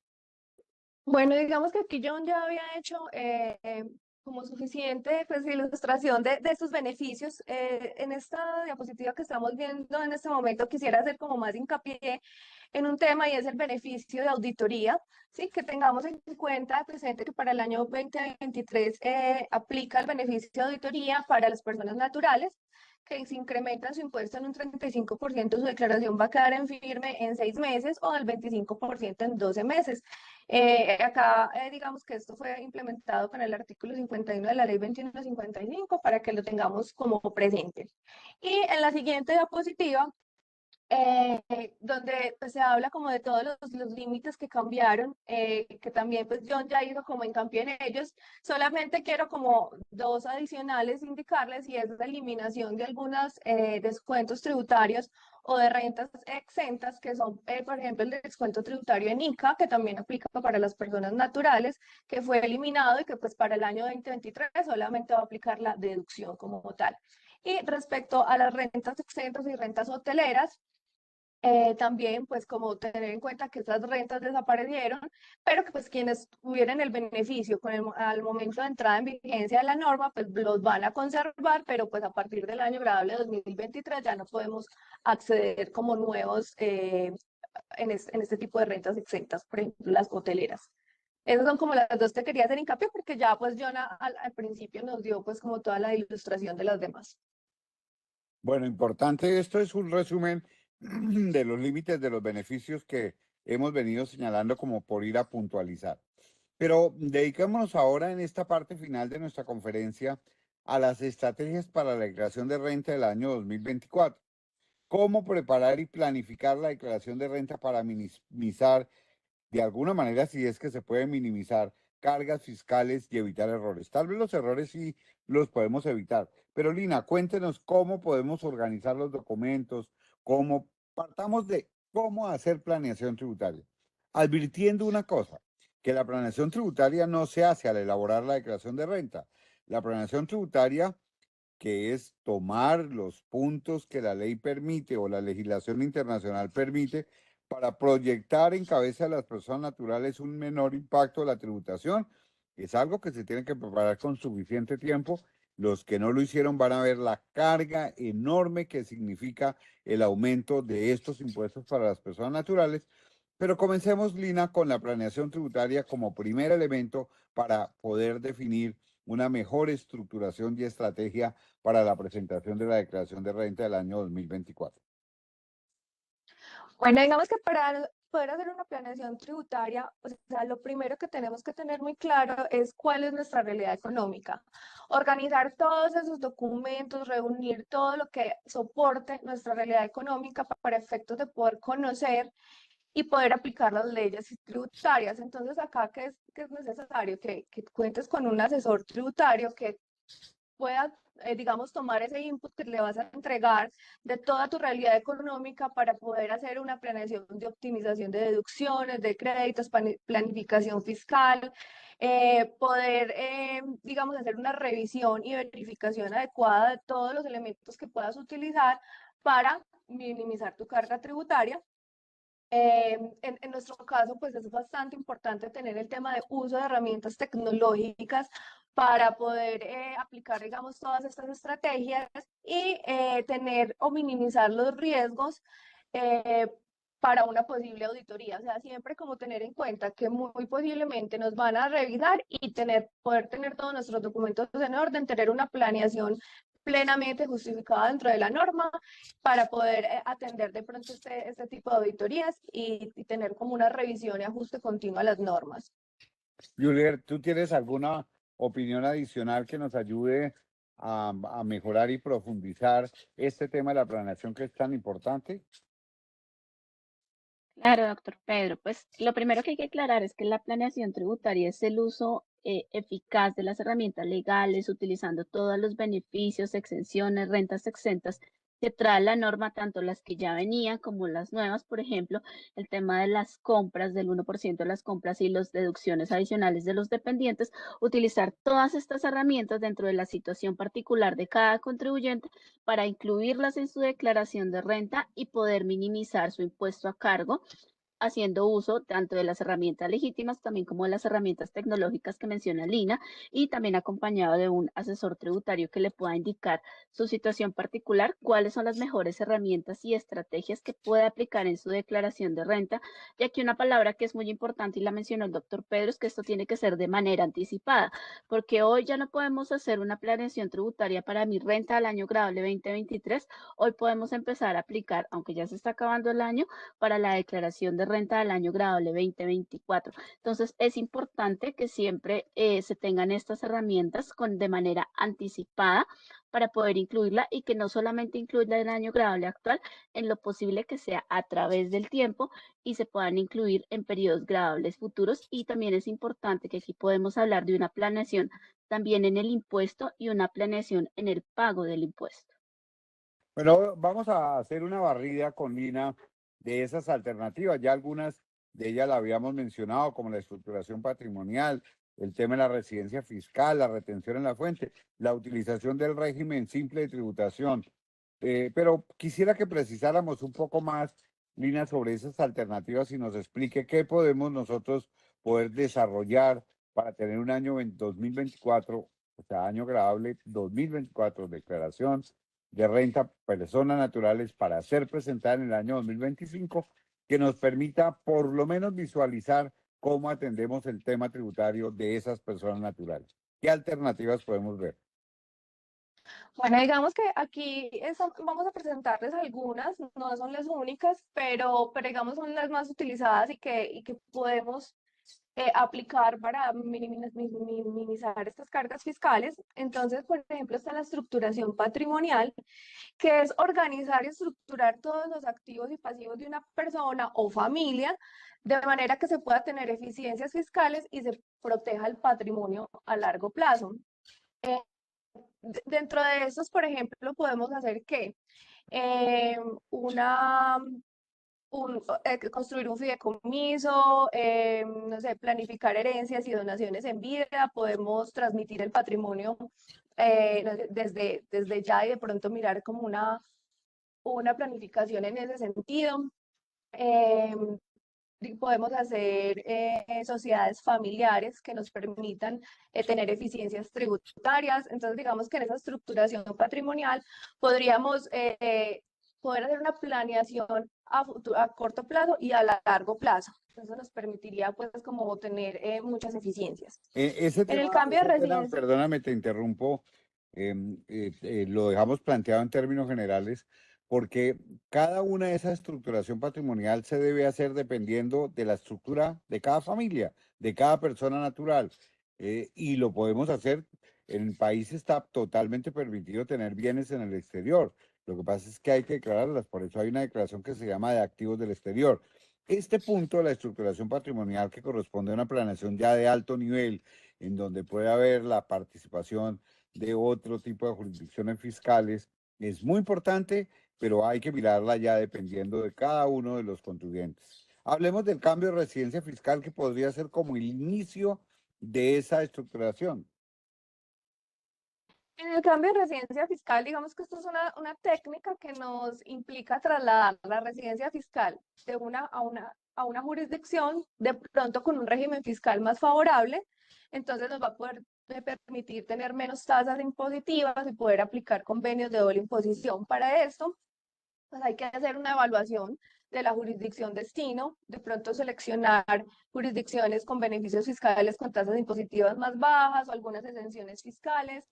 Hay que mirar cuáles son los requisitos que hay que cumplir para ese cambio de residencia, qué implicaciones fiscales va a traer para esta persona, tanto donde vaya a estar como en Colombia. Porque pues recordemos que en Colombia, si somos residentes fiscales, pues tributamos por renta de fuente mundial, pero si no lo somos, de todas maneras debemos tributar por los ingresos de fuente nacional. Entonces hay que seguir teniendo en cuenta ambas jurisdicciones. Hay que hacer una planificación previa al cambio para considerar, no sé, de pronto una venta de activos, una distribución de dividendos, y como lo mencionaba el doctor Pedro, cada caso es particular. Entonces habrá que evaluar qué tan beneficioso puede ser para una persona o no hacer ese cambio de residencia fiscal para disminuir sus cargas tributarias y el impacto en su patrimonio.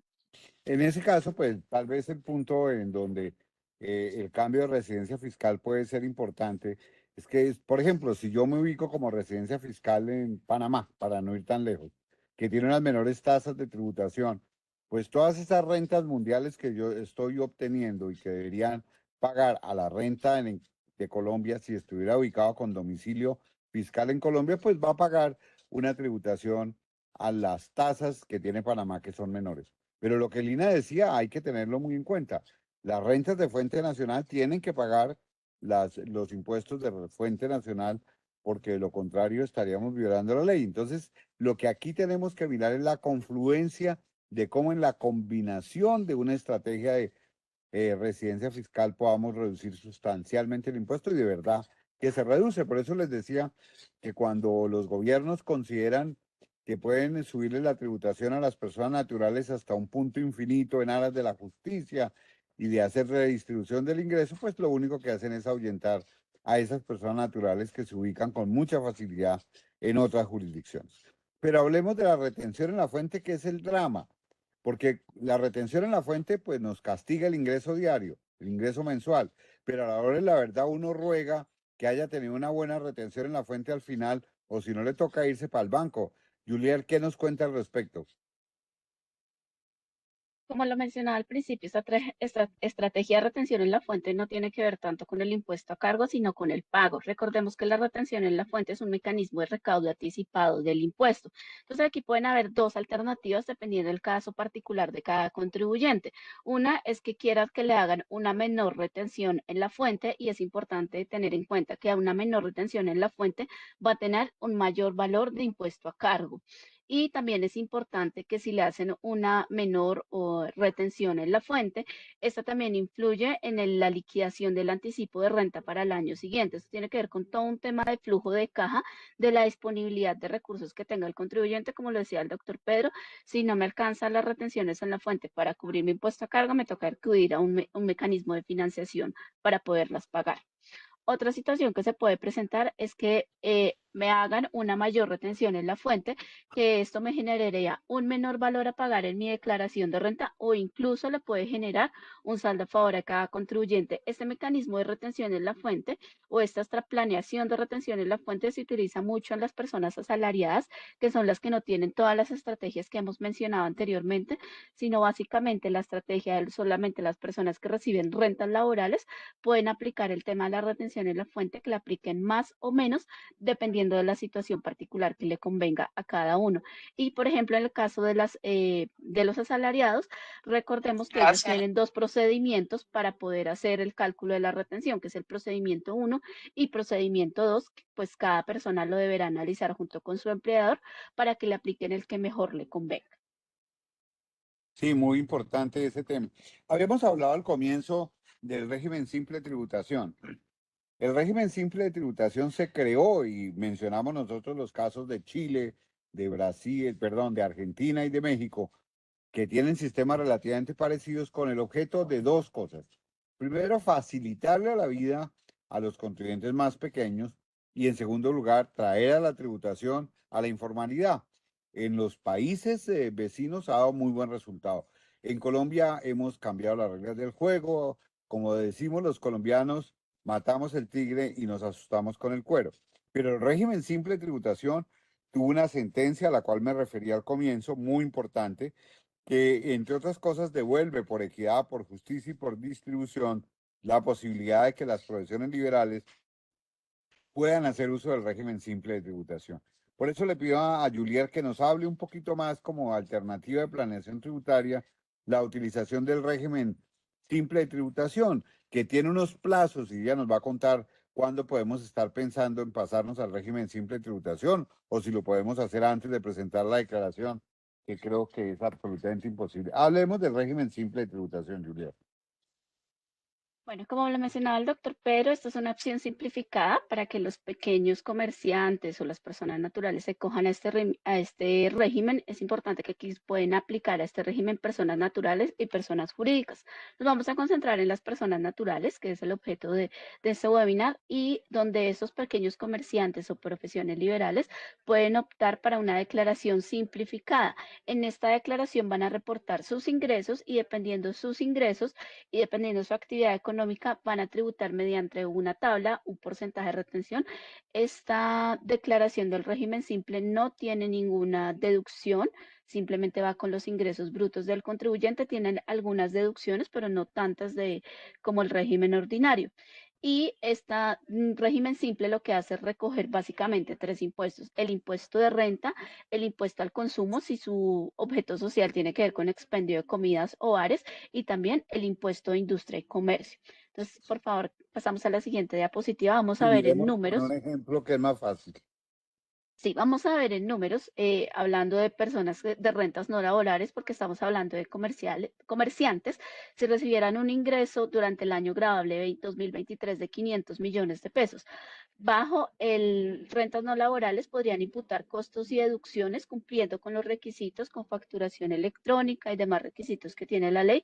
Si le imputan unos costos y deducciones alrededor de 300 millones de pesos, tienen una base gravable de 200 millones de pesos, que de acuerdo con la tarifa del artículo 241 del Estatuto Tributario, tendría un impuesto a cargo de 42 millones de pesos.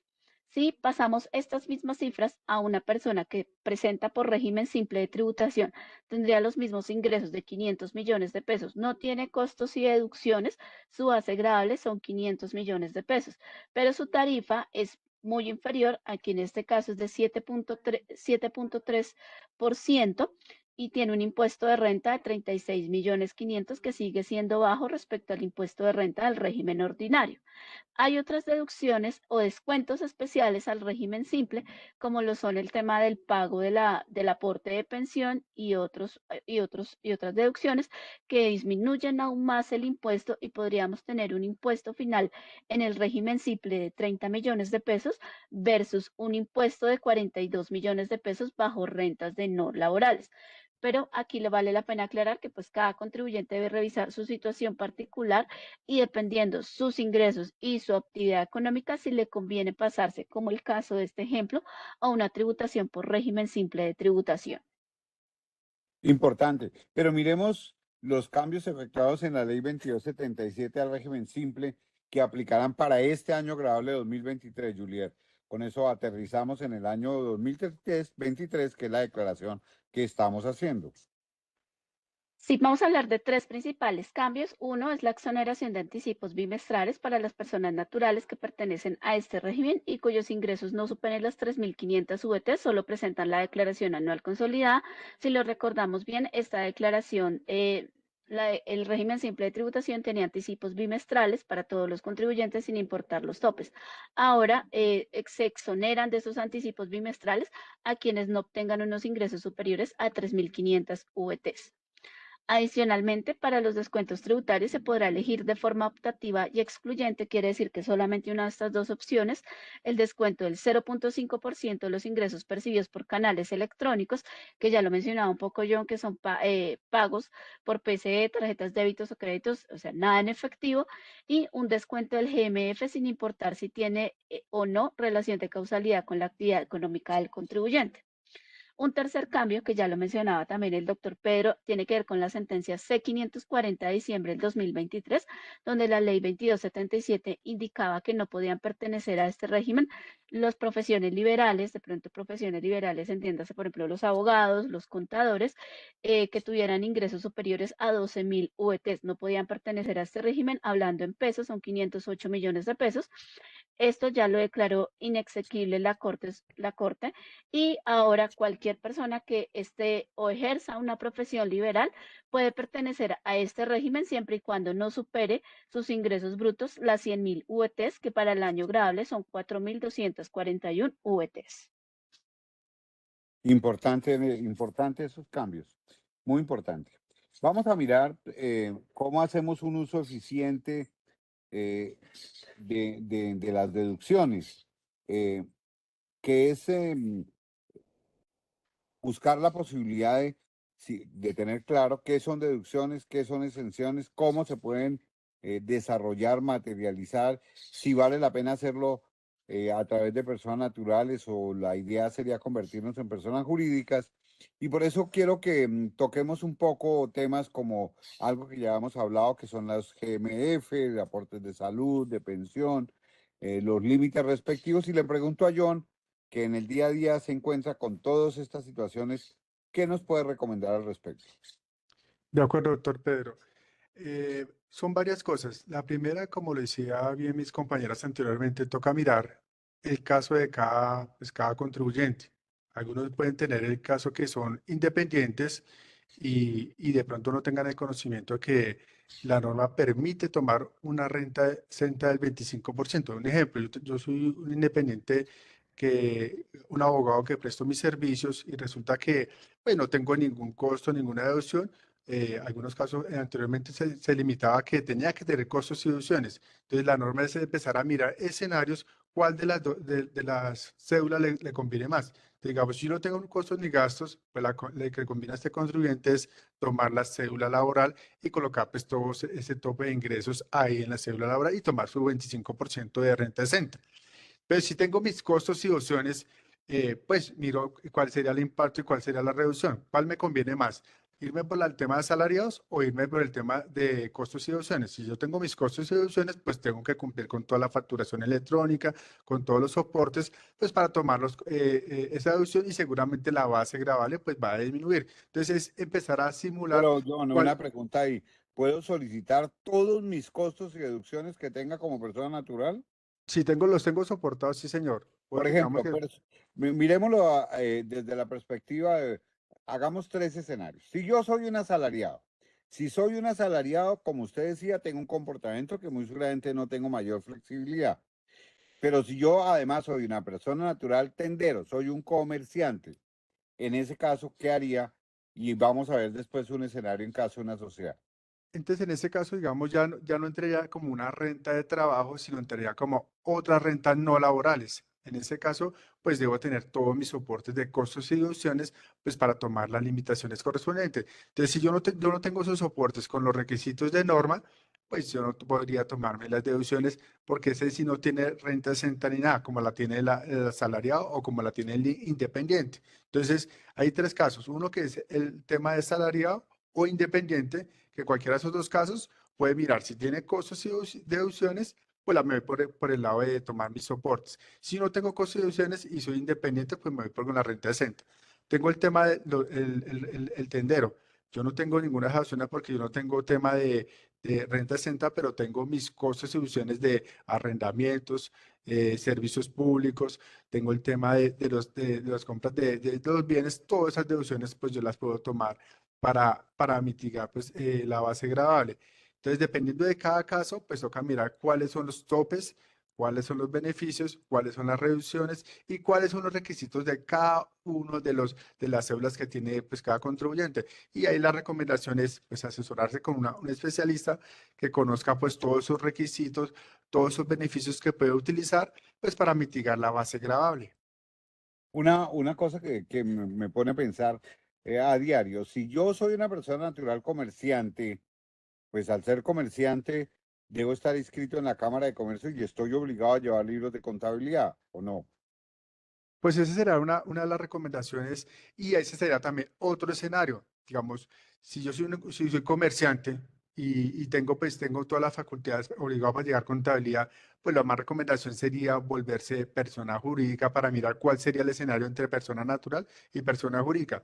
Y simular, así como hicimos con el régimen simple, mirar cuál sería el beneficio si me voy por persona jurídica o si sigo como persona natural, para mirar cuál de las dos escenarios le conviene más porque puedo tener, digamos, como persona jurídica, me convierto en persona jurídica, pues yo tengo que estar obligado a llevar contabilidad, pero tengo que incurrir en otros costos y gastos como, pues, pagar impuestos, retener impuestos, reportarle a la DIAN, pagar unos honorarios de contador. Entonces, tengo que cumplir con todos los requisitos que tiene una empresa como tal y, pues, obviamente, pues, todos estos tienen un requisito del artículo 107 para mirar si yo puedo tomar todo eso como visible siempre y cuando, pues, cumpla con todo lo que está contemplado como una persona jurídica. Entonces ahí toca hacer simulación.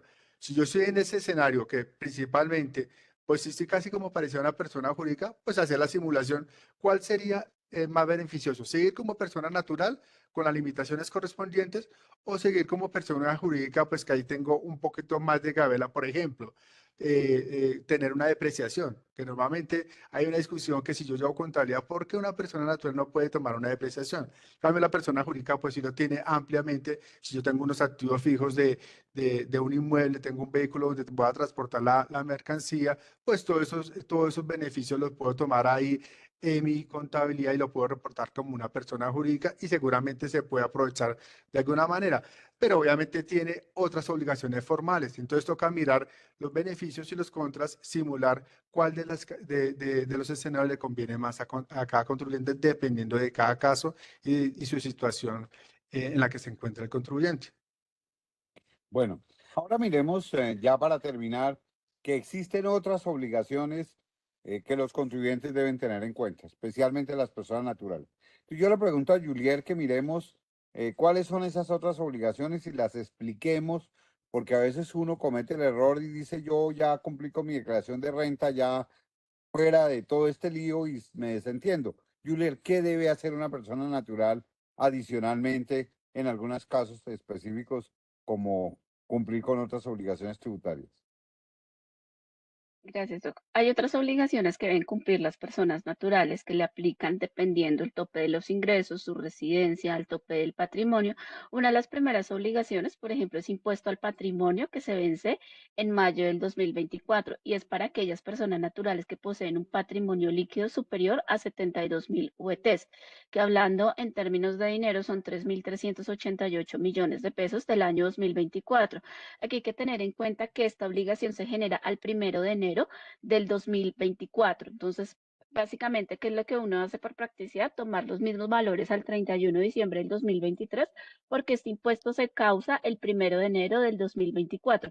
Incluso cuando lo estemos presentando en mayo del 2024, va a decir año grabable 2024, porque se causa el 1 de enero. Y muchas veces se comete el error de que ahorita personas naturales están preparando su declaración de renta y se dan cuenta que superan este tope de los 3.388 millones de pesos y eran obligados a declarar el impuesto al patrimonio. Ya estamos en agosto. ¿Y qué pasa? Era en mayo. Tienen que devolverse a hacer su declaración y calcular sanción de extemporaneidad y si les daba impuesto a cargo, calcular los intereses de mora correspondientes. Entonces, por eso es muy importante tener presentes estas obligaciones que no solamente pueden ser las rentas, sino son otras obligaciones que si las vemos a través del tiempo y los plazos, ya están vencidas. Otra declaración puede ser reporte de información exógena, que para este caso se debe revisar el tipo de ingresos que tiene la persona, la cédula donde los reportan y a qué corresponden estos ingresos y ahí dependiendo si debe declarar o no, perdón, hacer los reportes de información exógena. Si hoy preparando mi declaración de renta me doy cuenta que cumple esos topes, esos deberían haber presentado de mayo a junio y volvemos. Si me doy cuenta hoy en agosto que soy responsable de haber presentado información exógena, muy posiblemente debo presentarla, pero ya con sanción de extemporaneidad. Entonces, la declaración de renta no es algo que yo empiece a preparar unos meses antes o un mes antes del vencimiento, sino incluso tiene que verse desde principio de año para ver si cumplo las demás obligaciones que son inherentes a las personas naturales. Otra obligación es declaración de activos en el exterior que tiene el mismo vencimiento de la renta desde agosto a octubre, dependiendo cada uno con su NIT, para declaraciones dependiendo si tengo activos en el exterior que sean superiores a 2.000 VTs, es decir, a 94 millones de pesos. Esta declaración también se causa al 1 de enero del año grabable, es decir, si ahorita somos obligados a presentar esta declaración porque tenemos activos en el exterior, en nuestra declaración debemos tener cuidado de diligenciar que el año grabable es 2024. Otra declaración, otra obligación que puede conllevar a presentar las personas naturales son las personas naturales que están obligadas a llevar contabilidad, lo mencionaba algo anteriormente John, y decía que para las personas naturales que tengan ingresos superiores a 45.000 VTs, es decir, a 1.900 millones de pesos al año grabable 2023, deben presentar un formato de conciliación fiscal, que es el formato 2517, que le aplica a las personas naturales obligadas a llevar contabilidad y el plazo para presentarla es presentarla antes de la declaración de renta. Entonces, es importante tener en cuenta, aparte de la declaración de renta, que podemos estar sujetos, dependiendo ingresos, topes y patrimonio, a estas 4 obligaciones adicionales, que si hoy en agosto nos damos cuenta que teníamos que presentar impuesto de patrimonio e información exógena, ya debemos pagar una sanción de extemporaneidad. Como ustedes ven, la declaración de renta del año grabable 2023 que comenzamos a presentar a partir del 12 de agosto, ¿no, John? 12 de agosto comienzan los primeros vencimientos. Tienen unos cambios sustanciales. El impacto en los contribuyentes, pues está por verse, por lo menos desde el punto de vista teórico. A los mayores ingresos grabados se les incrementa la obligación tributaria, hay mayor tributación. Hay una reducción de los límites para los ingresos exentos y deducciones, que es importante desde el punto de vista también de esa mayor tributación. Las deducciones o beneficios adicionales pueden tener un impacto mínimo en la declaración de renta. El aumento del impuesto a las ganancias ocasionales por incremento de la tarifa y por disminución de rentas exentas también es otro de los temas que debemos cuidarnos. Y aunque no se realizaron aumentos en las tarifas, especialmente en la parte inferior, y se dice que las personas naturales que corresponden a la clase media no tienen una mayor tributación, pues vamos a ver que como está estructurada la forma de presentar la declaración de renta del año 2023 que debemos cumplir a partir de los próximos días, se convierte en una penosa carga para las personas naturales. Les agradecemos mucho que hayan estado con nosotros, y si hay alguna pregunta y los coordinadores consideran que deben formularla, con el mayor gusto. De acuerdo, doctor Pedro, ya acá algunos participantes han hecho preguntas y ya en la medida hemos respondido ahí en el chat. No sé si Pero alguno... contestemos al aire, no sé, la De acuerdo, doctor Pedro, ya acá algunos... puede leerlas o Julier y vamos contestando. Yo voy asignando quién responde. Si tengo una factura electrónica de alto valor que fue pagada con varios medios de pago, entre esos efectivo, ¿puedo tomar la deducción parcial por la parte que fue pagada por medio electrónico? John, De acuerdo, doctor, digamos ahí lo que estábamos iniciando la conversación es que efectivamente sí se puede tomar. Ya es un tema de discusión con la DIAN porque ahí no dice que tiene que ser 100% pagada total, sino pues tengo mi facturación electrónica y los otros pagos pues yo lo hice con tarjeta de débito o crédito o con el PC que ya correspondió. Entonces en esos pagos que yo hice, sí tengo derecho al 1% para tomarlo como deducible. bueno, eso es una importante. Yo también estoy de acuerdo con John, porque la norma la norma no hace ningún tipo de limitación. Y entonces acá se hizo un pago con tarjetas y por medios electrónicos, muy seguramente alguna parte en efectivo. Y pues obviamente eso no está diciendo la ley que por la circunstancia anunciada se pierde el derecho respectivo. Lina, otra pregunta. Si un contribuyente que venía declarando un activo fijo adquirido en 2007 a su costo de adquisición y en 2023 realiza el reajuste que habla el artículo 73, decreto 128 de 2024, este reajuste supera más de 100 millones. ¿Tendrá alguna carga de impuesto por comparación patrimonial? John.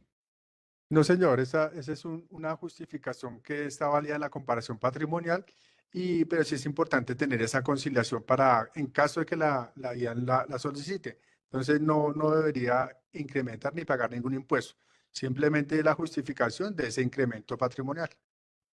Eso es importante, además decirlo, complementando a lo que dice John, porque cuando uno va a vender algún activo debe planear la venta del activo, y la planeación del venta del activo es aumentarle por las vías que la ley ha establecido su costo fiscal, de manera que en el momento de venderlo la diferencia entre el costo fiscal y el precio de venta sea lo menor posible para que no nos genere una ganancia ocasional tan alta. Esa es parte de la planeación que debe hacerse.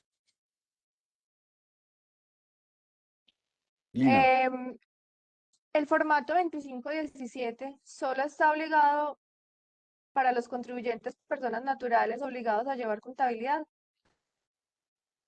Julier, ¿qué opina? Sí, solamente para las personas que están obligadas a llevar contabilidad, porque precisamente es la conciliación entre las normas contables versus las cifras fiscales que estamos llevando en nuestra declaración de renta.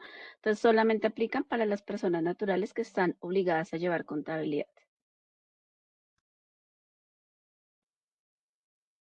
Buen día. No me quedó claro el ejemplo sobre la ganancia ocasional al momento de vender y comprar casa de habitación. John, ¿se quiere explicarla nuevamente? De acuerdo. Anteriormente, o siempre se ha mantenido, que siempre cuando yo vendo mi casa habitacional, para que yo tenga derecho a esa exención de las VTs, pues tengo que comprar nuevamente pues una casa habitacional. No quiere, la norma no dice que tiene que ir al instante, al año siguiente, sino simplemente pues soportar que efectivamente yo lo voy a invertir pues para mi nueva cuenta, mi nueva casa habitacional. ¿Qué pasa, digamos, si llega el momento y resulta que, un ejemplo, viene la DIAN y le dice, bueno, usted vendió su casa y efectivamente usted tomó sus VTs que tenía derecho, en este caso pues bajó a 5.000 VTs y resulta que pasó digamos 2 años y usted nunca compró casa? ¿Dónde está el dinero? No, entonces el dinero lo desaparecí.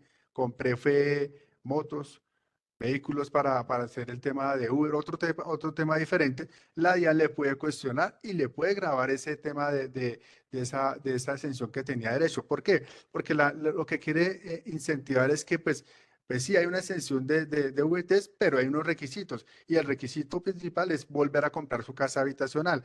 Y pues, ¿cuál es una de las formas? Una es, pues si tengo ese dinero, pues lo puedo invertir en una AFC, pues para que le genere un tema de rendimiento mínimo, pero le genera tenerlo de pronto si va a comprar otra casa, pagar el crédito hipotecario y de esa manera pues soporto que sí la invertí en una casa habitacional.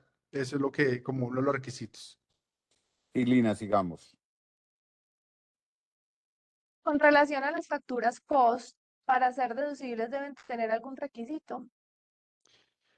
Las facturas, pues no, definitivamente, digamos, esas ya ni siquiera, digamos, las facturas que sean facturas electrónicas que sacan con el 2222 no son deducibles. O sea, hay un tema que tenemos que entrar, que ya la DIAN cada vez está limitando el tema de deducciones con el tema de facturación. Entonces, ahí tiene que cumplir con la facturación electrónica y debe tener, pues, todos los requisitos que la DIAN está colocando actualmente. Si eso no se cumple, puede que de pronto el contribuyente tome esas deducciones porque sí, fueron costos y deducciones que ameritaba para su labor, pero si le revisan y los soportes no cumplen, seguramente le pueden desconocer los costos. Lina, otra pregunta. Em, una persona natural comerciante maneja mucho facturación POS, casi que el 60% de sus ingresos. El 40% está soportado con facturas electrónicas. Las facturas POS las puedo llevar 100% deducibles. No lo dijimos. Sí, ya se contestó esa pregunta. Otra. Em, Aprovechando el espacio, tengo una duda. Cuando una persona es codeudora y la obligación pasa a estado de mora, la entidad financiera ha reportado a mi cliente, el codeudor, el saldo de la deuda. De acuerdo con lo anterior, ¿debo considerar esto como pasivo? Lina, tú, Pues en ese caso, yo consideraría que si que la deuda la debe reportar el deudor principal, y si ya lo está reportando él, el codeudor no tendría por qué incluirlo en su declaración también, sería como un doble reporte. claro, excepto que ya comience un proceso ejecutivo en su contra y tenga un título ejecutivo claro, expreso y exigible, caso en el cual le tocó pagar como aval, ¿no? Pero pues ahí ya tiene un título, pero mientras tanto lo reportan y están es en el cobro en donde le informan a todo el mundo. Otra pregunta. Ujú. Creo que ya abordamos el 100%, no sé si se Bueno, me escaparía de alguna, todas pero maneras, creo en que ya. primer lugar, agradezco a mis colaboradores y compañeros de trabajo que se han sometido a esta muy dura labor de hacer un conversatorio que, como ustedes ven, cuando es interactivo es bien complejo porque requerimos de precisiones y a veces hacemos mayores profundizaciones. A todos ustedes, a la Cámara Colomboamericana por la invitación, un agradecimiento muy especial y pues estamos para servirles. Nosotros en Crow tenemos nuestra línea y acá están las tres personas que están atendiendo la tributación de las personas naturales a su servicio y nosotros como firma, pues para poder prestar y cumplir a cabalidad con las obligaciones que tienen las personas naturales, que como ven ustedes, este año son particularmente complejas. Un agradecimiento especial y también al área comercial de nuestra firma, que nos ha prestado todo el apoyo técnico para poder hacer esta reunión y este conversatorio. Muchas gracias a todos ustedes y nos vemos en próxima ocasión. Pedro, y a todos los participantes agregar en cuanto a su información, su experiencia, y bueno, esperamos poderlos tener en otro espacio, a nuestros afiliados y a los invitados que han llegado por parte de la firma. Que tengan todos un feliz día y esperamos verlos en un próximo comité. Muchísimas gracias. Bueno, no, a ustedes muchas gracias. Hasta luego. Feliz día para todos. Igualmente, feliz día para todos. Gracias. Hasta luego.